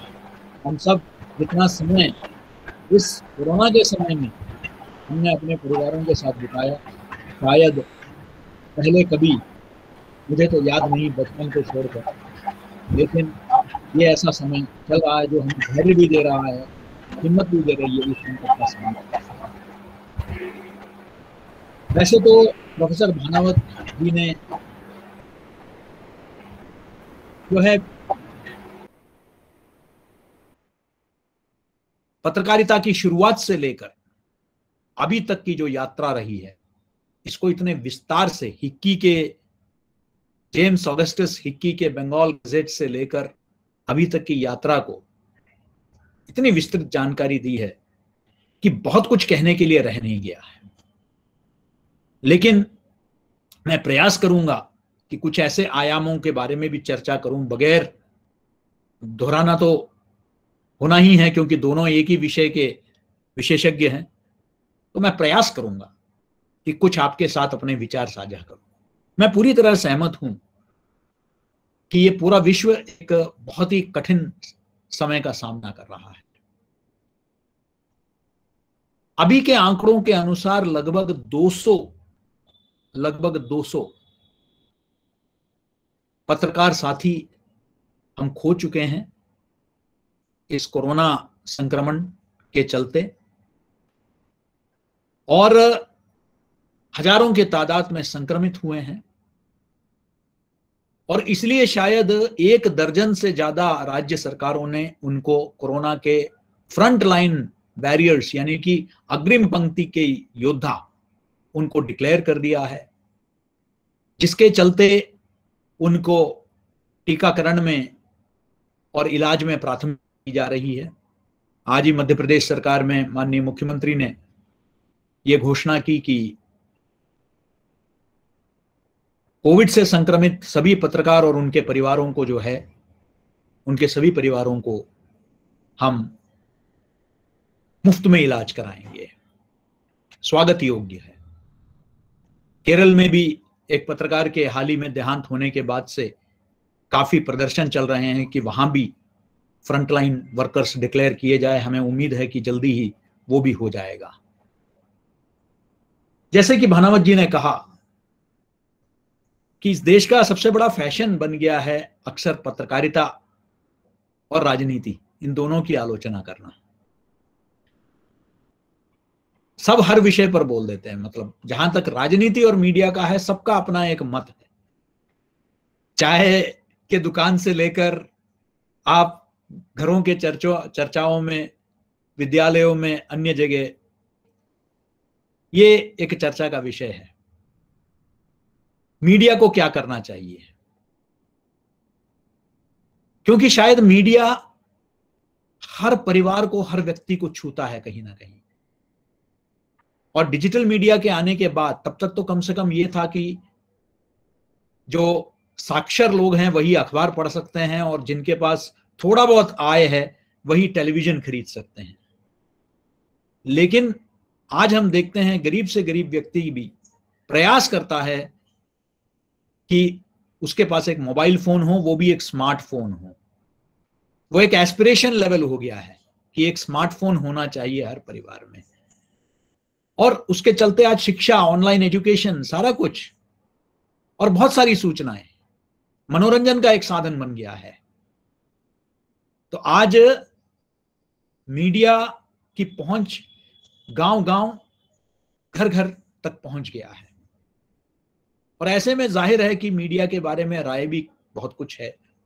कई लोगों का इस वक्त मानना है कि मीडिया जो है, मीडिया ने आतंक फैला रखा है, एक डर का माहौल बना दिया है, खौफ का माहौल बना दिया है। कुछ डॉक्टरों को तो मैंने चैनलों में सबको सलाह देते हुए देखा है कि टीवी मत देखा करें, ज्यादा मत देखा करें, आप खबरों को मत सुना करें, सोशल मीडिया मत देखा करें। लेकिन ये एक हकीकत है कि आज जितनी भी जागरूकता आई है इस देश में, उसमें बड़ी अहम भूमिका मीडिया की रही है। चाहे मास्क को लेकर हो, सोशल डिस्टेंसिंग को लेकर हो, सैनिटाइजेशन को लेकर है, मीडिया ने बहुत अहम भूमिका निभाई है। लगभग हर चैनल में डॉक्टरों से बातचीत होती है, क्योंकि ये एक ऐसी बीमारी है जिसके बारे में पूर्ण जानकारी शायद बड़े बड़े विशेषज्ञों के पास भी नहीं है। आज भी नए नए पहलू उभर कर आए हैं। अब नया चला है ब्लैक फंगस, नए नए, रोज नित्य नए एक प्रकरण होता है, फिर कुछ और सुनाई देता है। वैक्सीनेशन के बारे में सुनाई देता है, टीकाकरण के बारे में, बच्चों को संक्रमित होने वाला है, थर्ड वेव होने वाला है, कुछ भी क्लियर नहीं है। बहुत ही एक अस्पष्ट स्थिति है। ये शायद विश्व के सामने बहुत बड़ी चुनौती है कि हम एक ऐसे बीमारी से हम लोग जो है आज डील कर रहे हैं, जिसके बारे में इवन बड़े बड़े विशेषज्ञों को बहुत ज्यादा जानकारी नहीं है। रोज अनुभव के आधार पर सीखते हुए लोग उसमें से कुछ निष्कर्ष पर पहुंच रहे हैं, और कभी कभी वो बदल भी देते हैं, निष्कर्ष भी बदल रहे हैं। शायद जो 3 महीने पहले 6 महीने पहले कहा जा रहा था वो अब कुछ और तरीके से देखा जा रहा है। कई दवाइयों का प्रतिक्रिया देख रहे हैं, तो इसलिए शुरुआत में जिन जिन दवाइयों के बारे में बताया गया, अब उनके बारे में पुनर्विचार हो रहा है। तो वी आर इन, जिसे कहते हैं कि वो ट्रायल एंड एरर, उसी प्रकार से हम सीख रहे हैं पूरे चीज को। ऐसे में चुनौती और मीडिया के लिए विशेषकर बन जाती है, क्योंकि मीडिया कर्मी यही प्रयास करता है कि जो दर्शक है, पाठक है, उस तक सही सूचना पहुंचे। मैं इस बात का इनकार नहीं कर रहा हूं कि कुछ मीडिया हाउसेस कुछ अपने टीआरपी को देखते हुए, अपने सर्कुलेशन को देखते हुए कुछ सनसनी कर देते हैं, इसमें दो राय नहीं। और लेकिन ऐसा कौन सा पेशा है जो अपने आप को बढ़ाने के लिए कुछ नहीं करता है? मीडिया की जिम्मेदारी है, और वो गलत भी कर रहे हैं वो लोग इस तरीके से जो सनसनी बना रहे हैं। लेकिन मीडिया, मैं अगर इसमें एक सकारात्मक पहलू देखूं तो लगभग हम लोग जो मीडिया और मीडिया शिक्षण से जुड़े हुए थे, हम लोग लगभग इस निष्कर्ष पर पहुंच चुके थे कि इस देश में इन्वेस्टिगेटिव जर्नलिज्म खत्म हो गया है और इस देश में फील्ड रिपोर्टिंग खत्म हो गई है। कम से कम कोरोना, वो कहते हैं अक्सर, ए ब्लेसिंग इन डिस्गाइज। जैसे ऑनलाइन एजुकेशन बड़े पैमाने पर आ गया है, उसी तरीके से अगर दो बड़ी बातें मीडिया के साथ हुई है तो वो है कि हम वापस फील्ड रिपोर्टिंग में आ गए हैं। मैं अक्सर बोलता था कि हम सिर्फ प्राइम टाइम डिबेट, निरर्थक डिबेट्स जिसमें हमें आवाज तक कुछ नहीं पता चल रहा है कि, क्षमा चाहता हूं, हमें पता ही नहीं चल रहा है कि आखिर निष्कर्ष क्या है। कई और अंतर्राष्ट्रीय चैनलों में हम देखते हैं कोई एक विशेषज्ञ आते हैं, उस विषय के बारे में बताते हैं। दूरदर्शन जैसे चैनलों में जिससे मैं जुड़ा रहा, वहां भी हम देखते हैं। कुछ और भी चैनल है जहां वो चिल्लम चिल्ला नहीं होती है, वो चीखना, जहां कुछ भी आवाज नहीं आपको सुनाई देती है एंकर के आवाज के सिवाय। ये सब पत्रकारिता से, शुद्ध रूप से जो पत्रकारिता है उससे हटके है। इसको आप मनोरंजन कह सकते हैं। वहां कुश्ती भी होती है, गाली गलौज भी होती है। लेकिन आज फिर से फील्ड रिपोर्टिंग मैं देख रहा हूं कई चैनल में, अखबारों में, जमीनी स्तर पर गांव में जाकर, गांव में क्या संक्रमण का हाल है, गांव में जो है सहूलियतें क्या है, इस तरह की रिपोर्टिंग आपको देखने को मिल रहा है। आज पहली बार इन्वेस्टिगेटिव रिपोर्टिंग आप देख रहे हैं इतने बड़े पैमाने पर हो रहा है, जहां अगर किसी आंकड़े को दबाने की प्रयास किया गया है तो उसको उजागर करने का प्रयास हो रहा है। आज लोग शमशान भूमि से, कब्रिस्तान से आज लोग रिपोर्टिंग कर रहे हैं, डेथ सर्टिफिकेट्स निकलवा रहे हैं, आरटीआई लगवा रहे हैं। वही सब टूल्स जो हम दशकों से खुद भी करते रहे हैं और छात्रों से करवाते रहे हैं, उसको फिर से हम देखने को मिलता है। वरना अक्सर मेरे छात्र, और भानावत जी भी यहाँ हैं और भी मीडिया शिक्षक है, वो भी सहमत होंगे कि वो भी शिकायत करने लगे थे कि हम सिखाते तो है, किसी काम के तो नहीं है ये। लेकिन आज फिर से मुझे एक चीज देखकर बहुत दुख होता है। इस माहौल में दुखद है जो भी खबरें निकल रही है, लेकिन एक चीज देख के बहुत अच्छा लगता है कि आज फिर से इन्वेस्टिगेटिव रिपोर्टिंग शुरू हो गई है, फिर से ग्राउंड रिपोर्टिंग शुरू हो गई है। ये इसलिए जरूरी है, और जरूरी नहीं है कि ये सब सरकार के खिलाफ हो, कोई भी सरकार हो, राज्य हो, केंद्र हो, इसको इस नजरिए से देखना भी नहीं चाहिए। मैं समझता हूं कि कोई भी संवेदनशील समझदार सरकार इसको फीडबैक की तरह लेगा। शायद जिन चीजों की हमें खबर नहीं है,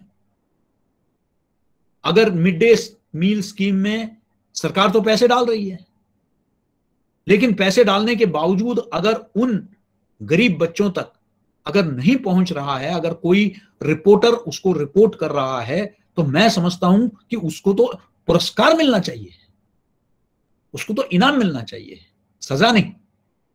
इसी तरह अगर ये रिपोर्टिंग हो रही है तो मुझे लगता है कि सरकारों को चाहिए कि वो प्रशासन को दुरुस्त करें, स्थानीय प्रशासन को जो है चेताएं, उनको सचेत करें कि इस तरीके की बातें हो रही है, आप उसको तुरंत ठीक करिए।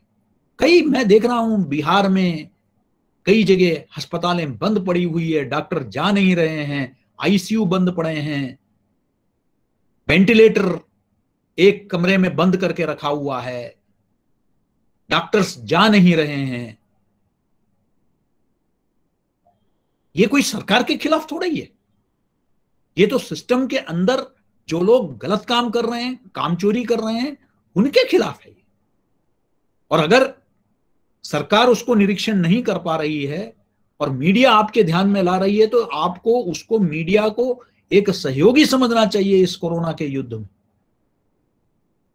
और शायद कई सरकारें रिस्पॉन्ड भी कर रही हैं, कुछ नकारात्मक पहलू भी सामने आ रहे हैं, लेकिन मैं समझता हूं कि मीडिया अपनी भूमिका फिर से निभाने लगी है, जो शायद कुछ वर्षों से खो चुका था। मैं तो कम से कम देखता हूं, मुझे सबसे ज्यादा दुख होता है जब मीडिया के छात्र मीडिया की आलोचना करते हैं।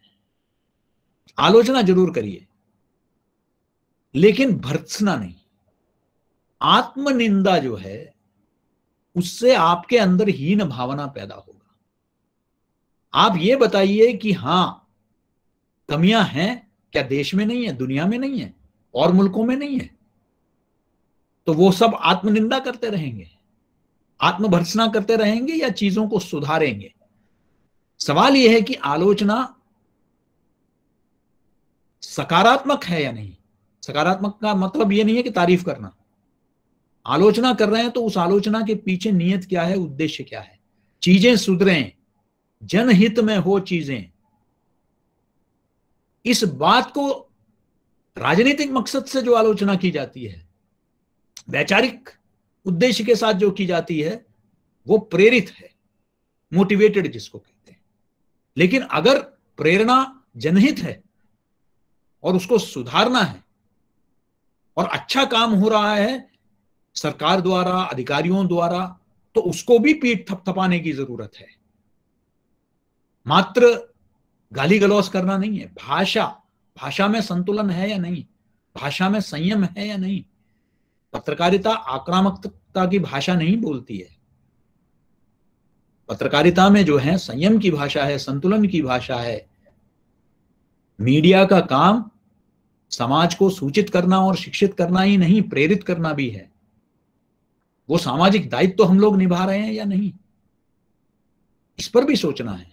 मात्र सरकारों की आलोचना करना ही काफी नहीं है। सामाजिक दायित्व में वो अपनी जगह है, अगर गलतियां कर रहे हैं तो जरूर चेताने की जिम्मेदारी है, लेकिन समाज में किस तरह का संदेश हम दे रहे हैं? क्या समाज को पूरी तरह मायूस करना, समाज के अंदर एक नकारात्मकता पैदा करना, समाज की जो आत्मशक्ति है उसको कमजोर करना? ये भी तो, इतना भी तो नहीं होना चाहिए। मैं अक्सर कहता हूं कि गांधी जी के 3 बंदरों के बारे में बताते हैं हम लोग। एक बुरा मत सुनो, बुरा मत बोलो, बुरा मत कहो और बुरा मत देखो। लेकिन ये नहीं देखा तो हमारे लिए दिक्कत हो जाएगी मीडिया में।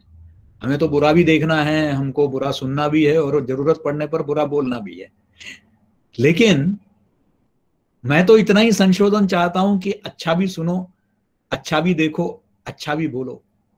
हमारे समाज में बिल्कुल निस्वार्थ भावना से न जाने कितने मंदिर, गुरुद्वारे, मस्जिद और न जाने कितने स्वयंसेवी संगठन निस्वार्थ भावना से। मैं अभी कुछ दिन पहले टीवी में देख रहा था, जहां परिवारजन हाथ लगाने के लिए तैयार नहीं थे, वहां स्वयंसेवी संस्थाएं जाके जो है उन शरीर, जो पार्थिव शरीर है परिवारों के, उनको वो अंतिम संस्कार कर रहे हैं, भोजन खिला रहे हैं। यही नहीं, एक संस्था में कुछ युवाओं को मैंने देखा कि वो जो शमशान भूमि में जो कार्यरत जो कर्मचारी है, जिनका काम इतना बढ़ गया है और वहीं शमशान भूमि में ही वो सोते भी हैं, उन गरीब कर्मचारियों तक खाना पहुंचाना, उनको सैनिटाइजेशन दिलाना, उनको मास्क दिलाना, उनको पीपी किट्स दिलाना, उस दिशा में काम कर रही है। ये समाज की अपनी शक्ति है। सब कुछ हम सरकार पर निर्भर करके इस समाज ने कभी जिया ही नहीं है। ये नया मॉडल है जहां हम कहते हैं कि सब कुछ सरकार को करना है, मेरे घर की सफाई भी सरकार को करना है। हमारे एक परंपरा रही है, कई राज परिवारों का राज सत्ता रही है, तो क्या लोग अपने आप नहीं जीते थे? अपना सारा व्यवस्थाएं खुद करते थे। सरकार को जिम्मेदारी तय करना होगा, सरकार की जवाबदेही है, लेकिन हमारी अपनी भूमिका भी है। सरकार ने लॉकडाउन नहीं किया, वो सरकार की गलती, लेकिन मैं कोरोना के बारे में जानते हुए भी बगैर मास्क पहने बाहर मिलना जुलना, पार्टी करना, घूमना फिरना, मॉल जाना, अगर मैं सामान्य जीवन जीने लग गया तो उसके लिए सरकार दोषी है क्या? हाँ, उन्होंने तो सिनेमाघर खोल दिया था इसलिए मैं गया था, कमाल है।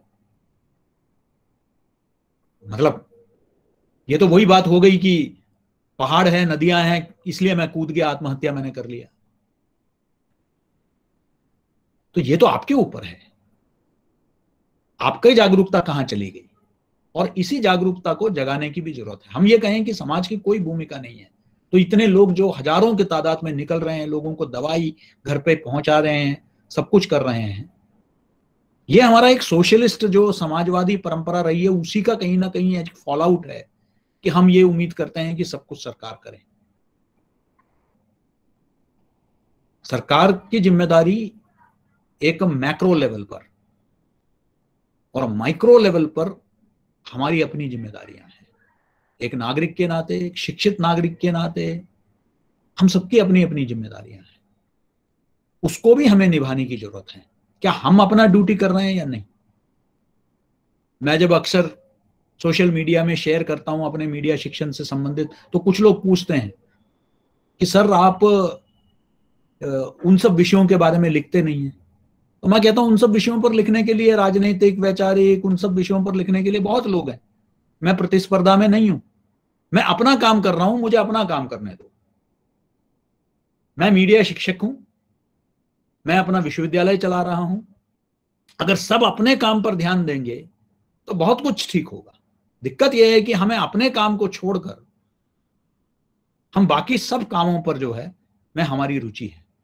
हम बताते हैं कि शिक्षक को कैसे पढ़ाना चाहिए, हम बताते हैं कि डॉक्टर को कैसे जो है इलाज कराना चाहिए, हम सब कुछ बताते हैं, लेकिन देश कैसे चलाना चाहिए, राज्य कैसे चलाना चाहिए, हम सबको बताते हैं।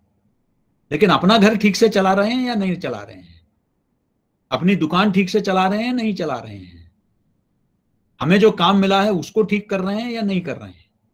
ये भी तो समाज में जिस तरीके से हमने एक ऐसे स्थिति भी हम देख रहे हैं जहां कालाबाजारी हो रही है, जहां लोगों के जिंदगी के कीमत पर 400 रुपए का ऑक्सीजन का सिलेंडर 8,000 रुपए से 12,000 रुपए में बेचा जा रहा है। 4,000 रुपए का रेमडेसिविर जो है 40,000 में बेचा जा रहा है।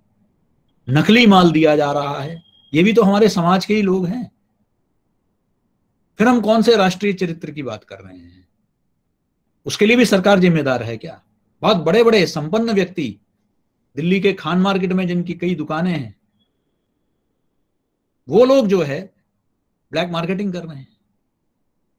ये किस चीज का दोष है? ये किसका दोष है? आत्मावलोकन हमको सबको करने की जरूरत है। इस कोरोना ने हमें सब कुछ सिखा दिया है। इन विषयों को लेकर भी समाज के बीच में मीडिया को जाने की जरूरत है। चाहे वो स्तंभ के माध्यम से हो, चाहे वो लेखनी के माध्यम से हो, ओपिनियन के माध्यम से हो, इन सब विषयों पर भी चर्चा करने की जरूरत है। मात्र एक ही रट लगाए रखना, उससे काम नहीं चलेगा। मुझे लगता है कि मीडिया की बहुत अहम भूमिका है। मीडिया आज, जैसे कि भानावत जी ने कहा, आज हॉटस्पॉट से, आईसीयू से, क्वारंटाइन जोन से, कंटेनमेंट जोन से, शमशान भूमि से, कब्रिस्तान से रिपोर्टिंग कर रही है। अपने जान को जोखिम में डालकर मीडिया कर्मी रिपोर्ट कर रहे हैं। उनको सलाम, बहुत अच्छा काम कर रहे हैं। और मैं एक दो बातें और कहकर अपनी बात को, मेरे ख्याल से 7-8 मिनट है बाकी मेरे पास, तो मैं कोशिश करता हूं अपनी बात को रखने का। देखिए, क्योंकि हम मीडिया का परिदृश्य के बारे में बता रहे हैं, तो मात्र मीडिया कर्मियों के बारे में नहीं, मीडिया को भी समझने की जरूरत है, क्योंकि यहाँ बड़ी संख्या में मीडिया शिक्षक और मीडिया कर्मी भी, मीडिया कर्मी और मीडिया के छात्र भी जुटे हुए हैं। तो मैं ये भी बताना चाहूंगा कि मीडिया में भी एक बहुत बड़ा बदलाव आ रहा है टेक्नोलॉजी के स्तर पर, जिसका मैं जिक्र कर चुका हूं। सोशल मीडिया में बहुत बड़े तादाद में, डिजिटल मीडिया में लोग जा रहे हैं। मैं अक्सर कहता हूं कि नालंदा और तक्षशिला और विक्रमशिला जैसे विश्वविद्यालय जिस देश में रहा, आज वहां सबसे बड़ा विश्वविद्यालय जो है वो व्हाट्सएप विश्वविद्यालय है। सारा ज्ञान जो है व्हाट्सएप से लेते हैं। मेरे डॉक्टर मित्र हैं जो अक्सर मुझे कहते हैं कि भाई साहब, मैं तो परेशान हो गया हूं, ये जो गूगल बाबा है ये उसमें पढ़ के आते हैं और सारा सवाल, हमारे एक डॉक्टर है जानकार, उन्होंने तो 500 रुपए अपना फीस बढ़ा दिया है, कह दिया कि 15 मिनट कंसल्टेशन का लगता है, आधा घंटा तो उनका संशय निवारण में होता है। वो पूरा गूगल पढ़ के आता है और मुझसे पूछता है ये क्यों नहीं और ये क्यों। तो वो जो है, एक ऐसे समय से हम गुजर रहे हैं। ऐसे में मीडिया में भी एक बहुत बड़ा परिवर्तन दिखने को मिलता है, और वो सकारात्मक भी है और उसका एक नकारात्मक पहलू भी है। दोनों को समझने की आवश्यकता है। सकारात्मक ये कि अब मीडिया बहुत एक्सेसिबल हो गया है। आज दूर दराज के गांव में भी, आज मेरे कल एक मित्र गांव कनेक्शन पत्रिका चलाते हैं, नीलेश मिश्र जी, वो बता रहे थे कि वो ग्रामीण अंचलों में वो काम करते हैं, और उन्होंने बताया कि गांव से उनको जितना ट्विटर में फीडबैक मिलता है, आप सोच सकते हैं। हम सोचते रहे कि ट्विटर बुद्धिजीवी वर्ग का ही एक अलग अपना प्लेटफॉर्म है, फेसबुक जनसाधारण का है, व्हाट्सएप तो बिल्कुल हर एक का है, लेकिन ट्विटर में वो कहते हैं कि गांव से वो टैग करके भेजते हैं। तो जो लाखों लोग आज जुड़े हुए हैं, बहुत बड़े पैमाने पर आज जुड़े हुए हैं डिजिटल प्लेटफॉर्म्स के माध्यम से, और आज वो कस्टमाइज्ड कंटेंट देख रहे हैं। उनको अब अखबार पढ़ने से ज्यादा रुचि जो है उनके अपने विषय को जानने के लिए। मैं अक्सर कहता हूं कि कोई बिहार का व्यक्ति है, दरभंगा का है, पटना का है, रांची का है झारखंड से, या दक्षिण भारत से है, उत्तर पूर्व से है, वो सीधे उसी वेबसाइट में जाता है, उसी यूट्यूब में जाता है जो उसको स्थानीय समाचार प्रदान करता है। उसको स्थानीय अपने वहां के अखबार को पढ़ने का ज्यादा मतलब नहीं है।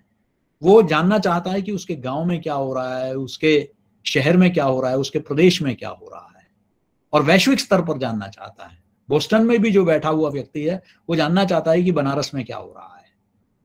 तो कस्टमाइज्ड कंटेंट आज आपको मिल रहा है डिजिटल मीडिया के माध्यम से, लेकिन कहीं ना कहीं, और वो निर्भर नहीं है इस मीडिया पर जो शायद कमर्शियली बहुत ज्यादा, जिस तरीके से भानावत जी ने कहा, क्योंकि 70% जो आय है उसका विज्ञापन से आता है, तो कहीं ना कहीं उस कॉर्पोरेट इंटरेस्ट को भी वो बढ़ाता है। तो वो तथाकथित मुख्य धारा की मीडिया पर वो निर्भर नहीं है। लेकिन यहां सवाल ये रहता है कि इनका एडिटोरियल फिल्ट्रेशन प्रोसेस कितना मजबूत है। क्या ये जो लोग जो पत्रकारिता में कर रहे हैं, क्या वो शिक्षित हैं, प्रशिक्षित हैं, या कोई भी कुछ भी डाल रहा है? क्योंकि मोहल्ले में कोई आके खड़े होके गाली देता है तो हम सब अपनी खिड़की खोल लेते हैं अपने बैल्कनी में बाहर आ जाते हैं देखने के लिए, क्योंकि गाली गलौज करने से आप आकर्षित कर सकते हो लोगों को। लेकिन कोई बेचारा कोई ये गीत गाता हुआ जा रहा है तो कोई नहीं देखेगा उसके प्रति। तो इसलिए गाली गलौज, नकारात्मक बातें करने वालों को ज्यादा आकर्षण मिलता है। लेकिन वो जो fake information, fake content, misinformation, disinformation, क्योंकि संयुक्त राष्ट्र ने भी कहा है कि ये पैंडेमिक से ज्यादा खतरनाक इन्फोडेमिक है, यानी कि एन ओवरडोज ऑफ इंफॉर्मेशन, जहां आप ये तय नहीं कर पा रहे हैं कि कौन सी सूचना सही है। ऐसे में मीडिया शिक्षकों की, मीडिया छात्रों की भूमिका बहुत महत्वपूर्ण बन जाता है। मीडिया की अपनी सीमाएं हैं, कुछ जरूर वायरल सच और कुछ हकीकत को सामने लाने का प्रयास करते हैं, कुछ पीआईबी जैसे संस्थाएं हैं जिनका फैक्ट चेक के हैंडल है। लेकिन मैं समझता हूं हम सब की जिम्मेदारी बनती है कि कोई भी व्हाट्सएप को फॉरवर्ड करने से पहले, कोई भी सोशल मीडिया में किसी कंटेंट को शेयर या लाइक करने से पहले कि वो लाइक के लायक है या नहीं, क्योंकि हम शायद एक लाइक या शेयर करने से 5000 लोगों तक पहुंच लेते हैं, जो शायद एक अखबार का एडिटोरियल नहीं पढ़ा जाता, मुश्किल से 5000 लोग पढ़ते होंगे, लेकिन वो हम कर लेते हैं। इस बात को हमें ध्यान रखने की जरूरत है। इसलिए मैं हमेशा कहता रहा हूं, समय आ गया है अब मीडिया लिटरेसी का। राष्ट्रीय स्तर पर नेशनल मीडिया लिटरेसी मिशन की आवश्यकता है, जो आज पूरे स्कूली स्तर से लेकर उच्चतम शिक्षा तक मीडिया लिटरेसी न सिर्फ मीडिया के छात्रों के लिए बल्कि सभी छात्रों के लिए, यह मीडिया है क्या, मीडिया को समझने की आवश्यकता है, इसका इकोनॉमिक्स क्या है, इसके पीछे क्या टेक्नोलॉजी क्या काम करती है। तभी वो जो गांव का अशिक्षित व्यक्ति है वो समझ पाएगा कि कोई वीडियो को डिस्टॉर्ट किया गया है, मैनिपुलेट किया गया है, कोई पिक्चर को मॉर्फ किया गया है, किसी अफगानिस्तान का या इराक ईरान का कोई तस्वीर को जो है कश्मीर का तस्वीर या छत्तीसगढ़ का तस्वीर करके दिखाया जाता है, ये वो तभी समझ पाएगा जब उसको उसकी प्रशिक्षण दी जाएगी। तो चुनौतियां भी है लेकिन ये अवसर भी है।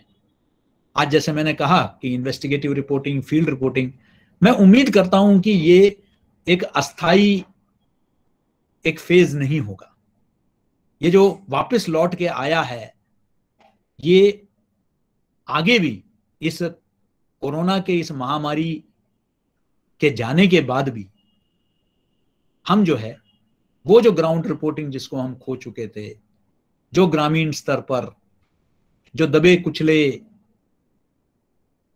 जो आवाज है, मैं अक्सर कहता हूं कि मीडिया का काम जो है, हम सबका जो है, वो जो it has to become the voice of the voiceless. हमें आवाज बनना है जिनकी आवाज कहीं सुनाई नहीं देती है।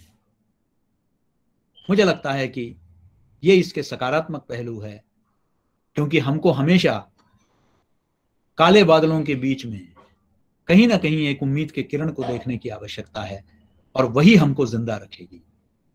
मैं अंत में बधाई देना चाहूंगा सुबोध कॉलेज को, क्योंकि बहुत कम ऐसे महाविद्यालय हैं जो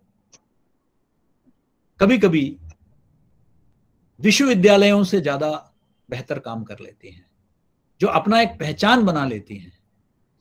और सुबोध कॉलेज उन संस्थाओं में से है जिन्होंने अपना एक विशिष्ट पहचान बनाई और अपना एक अकादमिक स्तर को बनाए रखा है, जिसके कारण उसको मात्र राजस्थान में नहीं अपितु पूरे देश में सम्मान की नजर से देखा जाता है।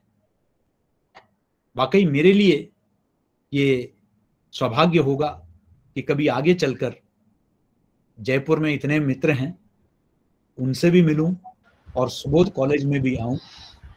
ये उम्मीद है कि जल्दी से जल्दी हम इसे कर पाएंगे, लेकिन आपने इस अवसर पर मुझे ऑनलाइन के माध्यम से आपसे जुड़ने का, आपसे कुछ बातें साझा करने का एक अवसर दिया, इसके लिए मैं कृतज्ञ हूँ आपका, संजीव भानावत जी का और सभी मित्रों का।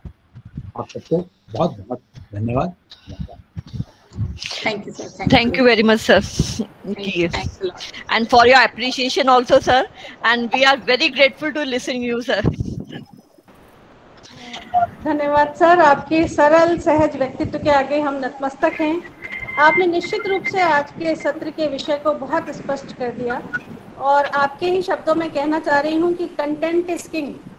मैंने सुना था अभी कुछ दिन पहले, कंटेंट इज किंग। सभी कुछ है, सकारात्मक पत्रकारिता आज के समय की बहुत बड़ी मांग है और आपने अपना अमूल्य समय हमें दिया, उसके लिए हम आपके बहुत आभारी हैं, कृतज्ञ हैं। भविष्य में यदि अवसर मिला तो यही कामना रहेगी कि आप हमारे महाविद्यालय में पधारें और हम आप जैसे महानुभावों का अभिनंदन कर सकें। Thanks. Anybody, any questions, sir? Aparna ma'am, मैं आपको बताना चाहूंगी हमारे कल के गेस्ट राजीव गुप्ता सर भी हमारे साथ जुड़े हुए हैं इस वक्त। हाँ, स्वागत है सर आपका।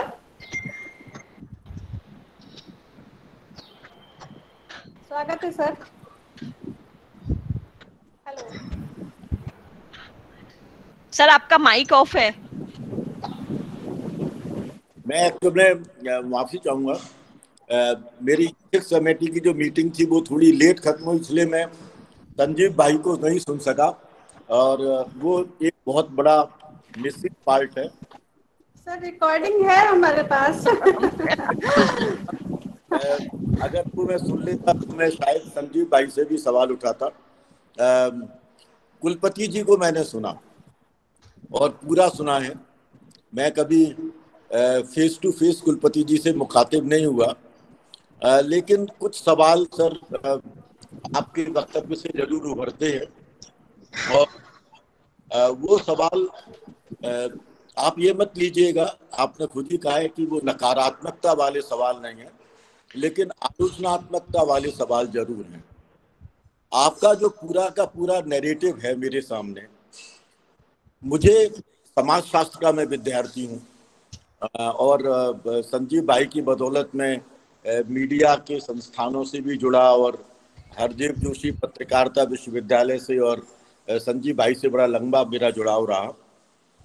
मुझे ऐसा लगा कि आपका पूरा नैरेटिव मुझे रेस्पॉन्सिबिलिटी अप्रोच की तरफ ले जाता है, मेरे राइट अप्रोच की तरफ नहीं ले जाता। और जब मैं राइट अप्रोच को रिजेक्ट करता हूँ या उसकी उपेक्षा कर देता हूँ, यानी अधिकार वाला जो उपागम है, तो अधिकार वाले उपागम की उपेक्षा करते ही फिर मुझे ये सिखाया जाता है कि राज्य की आलोचना नहीं करनी चाहिए, सरकारों की आलोचना नहीं करनी चाहिए, हमें अपने उत्तरदायित्व और अपने कर्तव्यों को देखना चाहिए। आपने सर बहुत बड़ी बारीकी से कहा कि इतने पत्रकार साथी हमारे कोविड का शिकार हुए, लेकिन कोविड के बारे में और विभिन्न घटनाओं के बारे में सही रिपोर्टिंग करने वाले कितने पत्रकार साथियों को जेलों में डाला गया और जो आज तक छूटने के लिए छटपटा रहे हैं और उनके ऊपर वो धाराएं लगा दी गई राज्य के द्वारा, जिन धाराओं के अंदर पता नहीं कितने जो डिरेडेड लोग हैं उनको शामिल किया जाता है।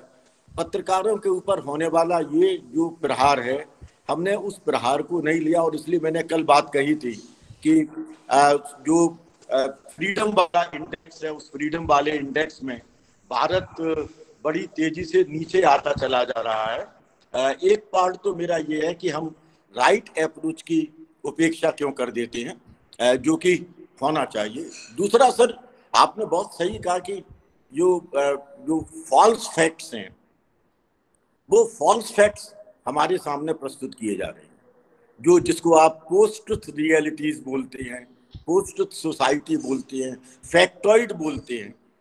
वो सर जनरेट कौन कर रहा है? जनरेट करने वाले वो आईटी इंडस्ट्री, वो हैं सेल्स, जिन आईटी सेल्स को विभिन्न पॉलिटिकल पार्टीज ने अपनी इमेज बिल्डिंग के लिए लगा रखा है, जिन अनेक पॉलिटिकल लीडर्स ने, जो बड़े इंपॉर्टेंट पॉलिटिकल लीडर्स हैं, उन्होंने अपनी इमेज बिल्डिंग के लिए लगा रखा है। बहुत से सोशल ऑर्गेनाइजेशंस हैं रिलीजियो कल्चरल प्रकृति के, जो समाज के सामने अपने एक ही चेहरे को प्रस्तुत करना चाहते हैं। वहाँ से हमारे सामने ये सारी चीज़ें आ रही हैं। हमारे जो इतिहास के पक्ष हैं, हमारी संस्कृति के पक्ष हैं, हमारी जो एंशियंट राजनीति के पक्ष हैं, एंशियंट लिटरेचर के पक्ष हैं, उन्हें मैन्युफैक्चर किया जा रहा है। एक नए तरीके से हमारे सामने चेतना के नए स्तरों को गढ़ा जा रहा है, और वो नए स्तर जो गढ़े जा रहे हैं वो समाचार पत्रों के माध्यम से और मीडिया के माध्यम से हमारे सामने, उनको कहने मतलब ये उनका अटैक है हमारे ऊपर, पूरी तरह से प्रहार है कि हमारी सोच को एक दिशा की तरफ ले जाया जाए। होना तो सर ये चाहिए कि मीडिया मल्टी आइडियोलॉजिकल और multi cultural, multi religious frame के साथ काम करे, हमें हमारे अधिकारों के बारे में बताए ताकि हम राज्य से बेबाक होकर के सवाल कर सकें। और ये सर हो रहा था स्वाधीनता से पहले की, आपने भी चर्चा की, संजीव भाई ने निश्चित रूप से चर्चा की होगी। स्वाधीनता पहले का, स्वाधीनता संघर्ष के दौरान का जो मीडिया है, वह मीडिया ब्रितानी हुकूमत से घबराया नहीं। चाहे वो महात्मा गांधी थे, चाहे वो भगत सिंह थे, चाहे तिलक थे, चाहे इवन पटेल थे, चाहे नेहरू थे, उन सब ने बड़ी बेबाकी से अपनी बातों को रखा और उसका उन्होंने जो खामियाजा भुगतना था वो भुगतना पड़ा। लेकिन आज के दौर का जो मीडिया है, पिछले 2 दशक का मीडिया, उस 2 दशक के मीडिया ने हमें ये सिखाया है कि हमें राज्य के सामने घुटने टेक देने चाहिए, राज्य की आलोचना नहीं करनी चाहिए, हमें सिर्फ अपने कर्तव्यों के आधार पर स्वविवेक से काम करते चले जाना चाहिए, ताकि हम ये कह सकें कि हमने समाज के लिए कार्य किया है। राज्य समाज के लिए और हमारे लिए क्या कर रहा है, ये हमारे दायरे से बाहर है। मुझे लगता है कि मीडिया के विभिन्न संस्थानों को, और चूंकि आप एक मीडिया के रिलेटेड विश्वविद्यालय के कुलपति भी हैं, क्या हमें इन पक्षों की तरफ अपने विवेचन और विश्लेषण को नहीं ले जाना चाहिए? आपने मुझे समय दिया, साथियों ने, इसके लिए बहुत बहुत धन्यवाद। राजीव जी, मैं संक्षिप्त में उत्तर देने का प्रयास करूंगा। पहली बात तो मेरा विषय वर्तमान परिदृश्य में मीडिया की भूमिका को लेकर था, और आधे घंटे के समय में मैंने उसके विभिन्न पहलुओं को, इसलिए सिर्फ एक पहलू पर मैंने जोर नहीं दिया। जहां तक मुझे याद है, मैंने कहा कि आलोचना होनी चाहिए, इन्वेस्टिगेटिव रिपोर्टिंग हो रही है, जहां शमशान घाटों जो आंकड़े दबाए जा रहे हैं उसको उजागर किया जा रहा है। मैंने ये भी कहा कि सरकारों को उसको फीडबैक की तरह लेना चाहिए। अगर मिड डे मील में भी गड़बड़ हो रहा है तो उसमें नकारात्मक रूप से उस आलोचना को नहीं लेना चाहिए, बल्कि उसको सिस्टम को बेहतर बनाने के लिए एक सुझाव के रूप में लेना चाहिए। इसलिए मैंने बिल्कुल उसको लेकर सरकारों को मैंने बख्शा नहीं था अपने व्याख्यान में, जहां तक मुझे याद है। शायद आप जिस भाषा में चाहते थे मैंने उस भाषा में नहीं किया, क्योंकि वो मेरा व्यक्तित्व का हिस्सा नहीं है, पहली बात। दूसरा, आपने कहा 2 दशक से मीडिया ने समझौता कर रखा है। मुझे तो आज भी याद है 1975 से 77 में जो मीडिया ने समझौता किया, जिसके बारे में बहुत मशहूर टिप्पणी है अडवाणी जी की, जो सूचना प्रसारण मंत्री बने 1977 में, कि when they were asked to bend they crawled. जब उनसे झुकने के लिए कहा गया तो वो रेंगने लग गए। वो आज तो और रामनाथ गोयनका और इंडियन एक्सप्रेस को छोड़कर आज तो और भी ज्यादा लोगों को लेकर, नहीं, मैं आपको पूरी बात सुनिए ना, मैंने तो आपको इंटरप्ट नहीं किया राजीव जी, आप भी धैर्य रखें, धैर्य रखें। तो मेरा जो है आपसे बहस में नहीं पड़ना है मुझे, क्योंकि हम कोई टेलीविजन डिबेट में नहीं आए हैं। मैं बता रहा हूं कि आधे घंटे में जितना सभी पहलुओं को मैंने अगर कहा कि नहीं आप आलोचना करना छोड़ दीजिए, तब तो आपका जो आलोचना थी मेरे टिप्पणी का, उसका आप जायज बात कर रहे हैं। मैंने नहीं कहा, मैंने मात्र यही कहा कि हम सिर्फ आलोचना में ही लगे रहें। ये मेरा कम से कम आज तक न मैंने इस तरह की पत्रकारिता की है कि सिर्फ सारा दोष जो है राज्य सरकार पर, दुनिया भर पर, पड़ोसी पर, रिश्तेदारों पर डाल दूं। मेरी कोई जिम्मेदारी नहीं है, ये मैंने कभी जीवन में सीखा नहीं है। इसलिए मेरा ये मानना है कि एक नागरिक के तौर पर जहां आलोचना करना है करिए, इन्वेस्टिगेट करना है करिए, आरटीआई का उपयोग करना है करिए, लेकिन साथ साथ हमें जागरूकता इस बात को लेकर भी करना है कि मैं खुलेआम, ठीक है कुंभ मेला करा दिया सरकार ने, क्यों गया मैं? मेरी जिंदगी जा रही है, सरकार की जिंदगी नहीं जा रही है। जिंदगी तो मेरी जा रही है ना। मैंने उनको क्या शिक्षित किया कि आप मत जाइए, आप मत कहिए। चुनाव में गए, चुनाव कराया, रैलियों में कौन गया? रैलियों में तो जनता गई, पढ़े लिखे लोग गए। चुनाव में वोटिंग डालने के लिए कौन गया? अब आप कहें कि क्या नागरिक अगर कह देता नोटा है, नागरिक के पास जो नहीं वोट करने का परसेंटेज कई बार तो 25%, 30% होता है, आप 99%, 95, 75, 85% वोटिंग जाके करते हैं, तो ये किसका दोष है?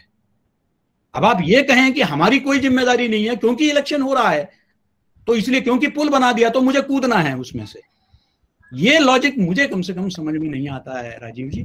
बाकी आपका जो चिंताएं हैं मैं उसके साथ पूरी तरह सहमत हूं, वाकई हमें, लेकिन जहां तक ग्लोबल रैंकिंग का सवाल है, ग्लोबली जो भी रैंकिंग होता है, जो एडवांस पश्चिम के मुल्क जो रैंकिंग करते हैं, उससे मुझे आज से नहीं पहले से ही मुझे परहेज है।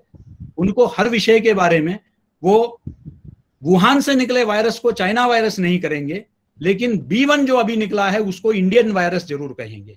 तो ये जो एक पक्षपात मीडिया, वेस्टर्न मीडिया का रहा है, ये भी एक हकीकत है कि उनको, भारत को हमेशा एक लैंड ऑफ स्नेक चार्मर्स, एक मुल्क जहां अंधविश्वास है, जहां लोग कोरोना देवी की पूजा करते हैं, उसी तरीके से उनको प्रस्तुत करना है।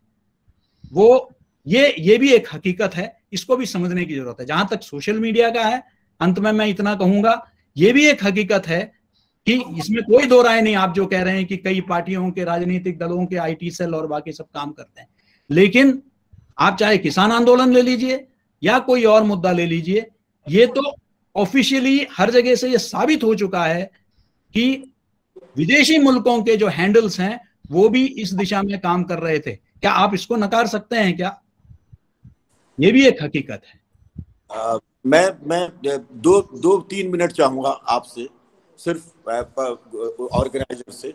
सर मैंने पहले भी कहा ना कि आपने सिर्फ रेस्पॉन्सिबिलिटी फ्रेम के तहत हमसे बात की है।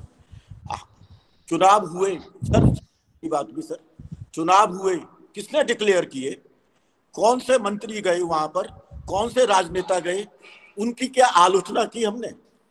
जो करनी चाहिए, कौन मना कर रहा है? सर ना करनी चाहिए, मैं टोटली एग्री करता हूँ आपसे। मैंने तो जो कुंभ मेला हुआ, उस कुंभ मेले के जो पोस्टर्स थे, उन पोस्टर्स के ऊपर प्रधानमंत्री और मुख्यमंत्री के फोटोग्राफ्स थे, जो वहां पर कुंभ के मेले के अंदर उनको आमंत्रित कर रहे थे कि आप हमारे यहाँ आइए क्योंकि ये पवित्र है। सर जनता जो है ना, अगर आप तो सर कुलपति हैं और मीडिया के विशेषज्ञ हैं, जो जनता का यहाँ का सामाजिक, सांस्कृतिक, धार्मिक चरित्र है, उस सामाजिक, सांस्कृतिक, धार्मिक चरित्र की समझ को ध्यान में रख करके राज सत्ता अपने प्रयासों को मूर्त रूप देती है और उन मूर्त रूप में जनता को फंसा करके फिर उन प्रक्रियाओं की तरफ ले जाती है जिनसे कि उनकी हेजीमनी और उनका अपना डोमिनेशन बना रहे। ये मैं पूरे एक लंबे समय से देख रहा हूँ। और जहां तक बात आपने अडवाणी जी की बिल्कुल अडवाणी जी ने सही कहा था, क्योंकि हम उस आपातकाल के भुक्तभोगी हैं, जेल यात्राएं कर सके हैं, लेकिन आज भी हमारे सामने ये बात स्पष्ट है कि शायद पहले का मीडिया उतना रैंक नहीं रहा था।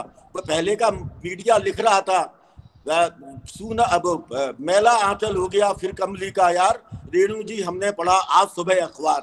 इस तरह से आलोचना आ रही थी, लोकतंत्र की मृत्यु के विज्ञापन आ रहे थे, लेकिन आज जिस तरह से मीडिया का एक हिस्सा रेंग रहा है वो अनप्रेसिडेंटेड है।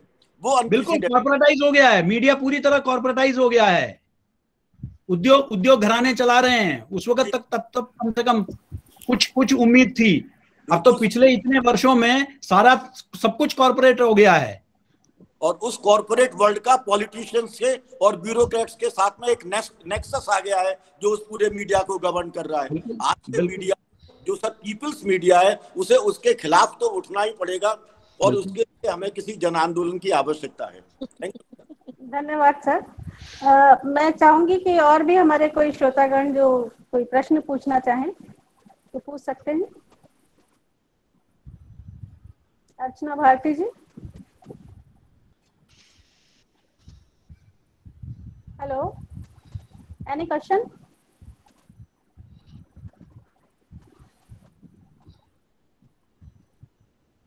तो कितना ही विरोधाभास हो, लेकिन मैं कहना चाहती हूँ कि वर्तमान परिदृश्य में मीडिया की भूमिका में आज हमारा दूसरा सत्र बहुत सफलतापूर्वक संपन्न हुआ है और यह तथ्य सामने आए हैं कि पत्रकारिता होनी चाहिए, लेकिन सकारात्मक होनी चाहिए।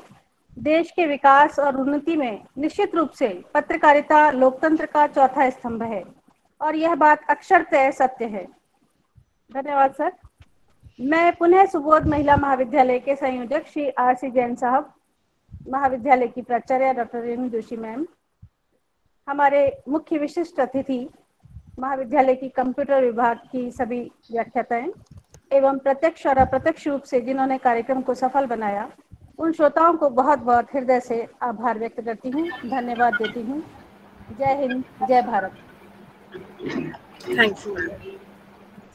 All the participants are informed that feedback form is there in the chat box. Kindly fill for the certificates. And thank you so very much, sir, for giving a very impressive session, and very grateful to listen you all. Suresh sir and Sanjeev Bhanawat always been listening you, and Rajiv sir, thank you very much for taking out the time, precious time for us, sir, and for giving this knowledge. Thank you very much. Thank you very much. Suresh sir का, Rajiv Bhanawat, Sanjeev Bhanawat sir का और Rajiv Gupta sir का और मेरी सभी faculty members, coordinator, सबको मैं बहुत बहुत धन्यवाद करना चाहती हूँ इस प्रोग्राम को ऑर्गेनाइज करने के लिए और इस प्रोग्राम में इतना एक्टिव पार्टिसिपेशन के लिए। तो आप लोगों का बहुत बहुत धन्यवाद, बहुत बहुत आभार। और बहुत जल्द भगवान ने चाहा तो हम सब लोग प्रत्यक्ष रूप से सुबोध महिला महाविद्यालय में मैं आपको आमंत्रित करती हूँ अभी भी और आगे भी करूंगी कि आप लोग प्रत्यक्ष में आए, जैसे कि हमारी फैकल्टी और हमारे स्टूडेंट आप लोगों के ज्ञानवर्धक संबोधन से लाभान्वित हो सके। Thank you so much sir, बहुत बहुत आभार आप सब लोगों का। धन्यवाद रेणु जी, धन्यवाद। धन्यवाद मैम, धन्यवाद मैम, धन्यवाद, धन्यवाद। Thank you.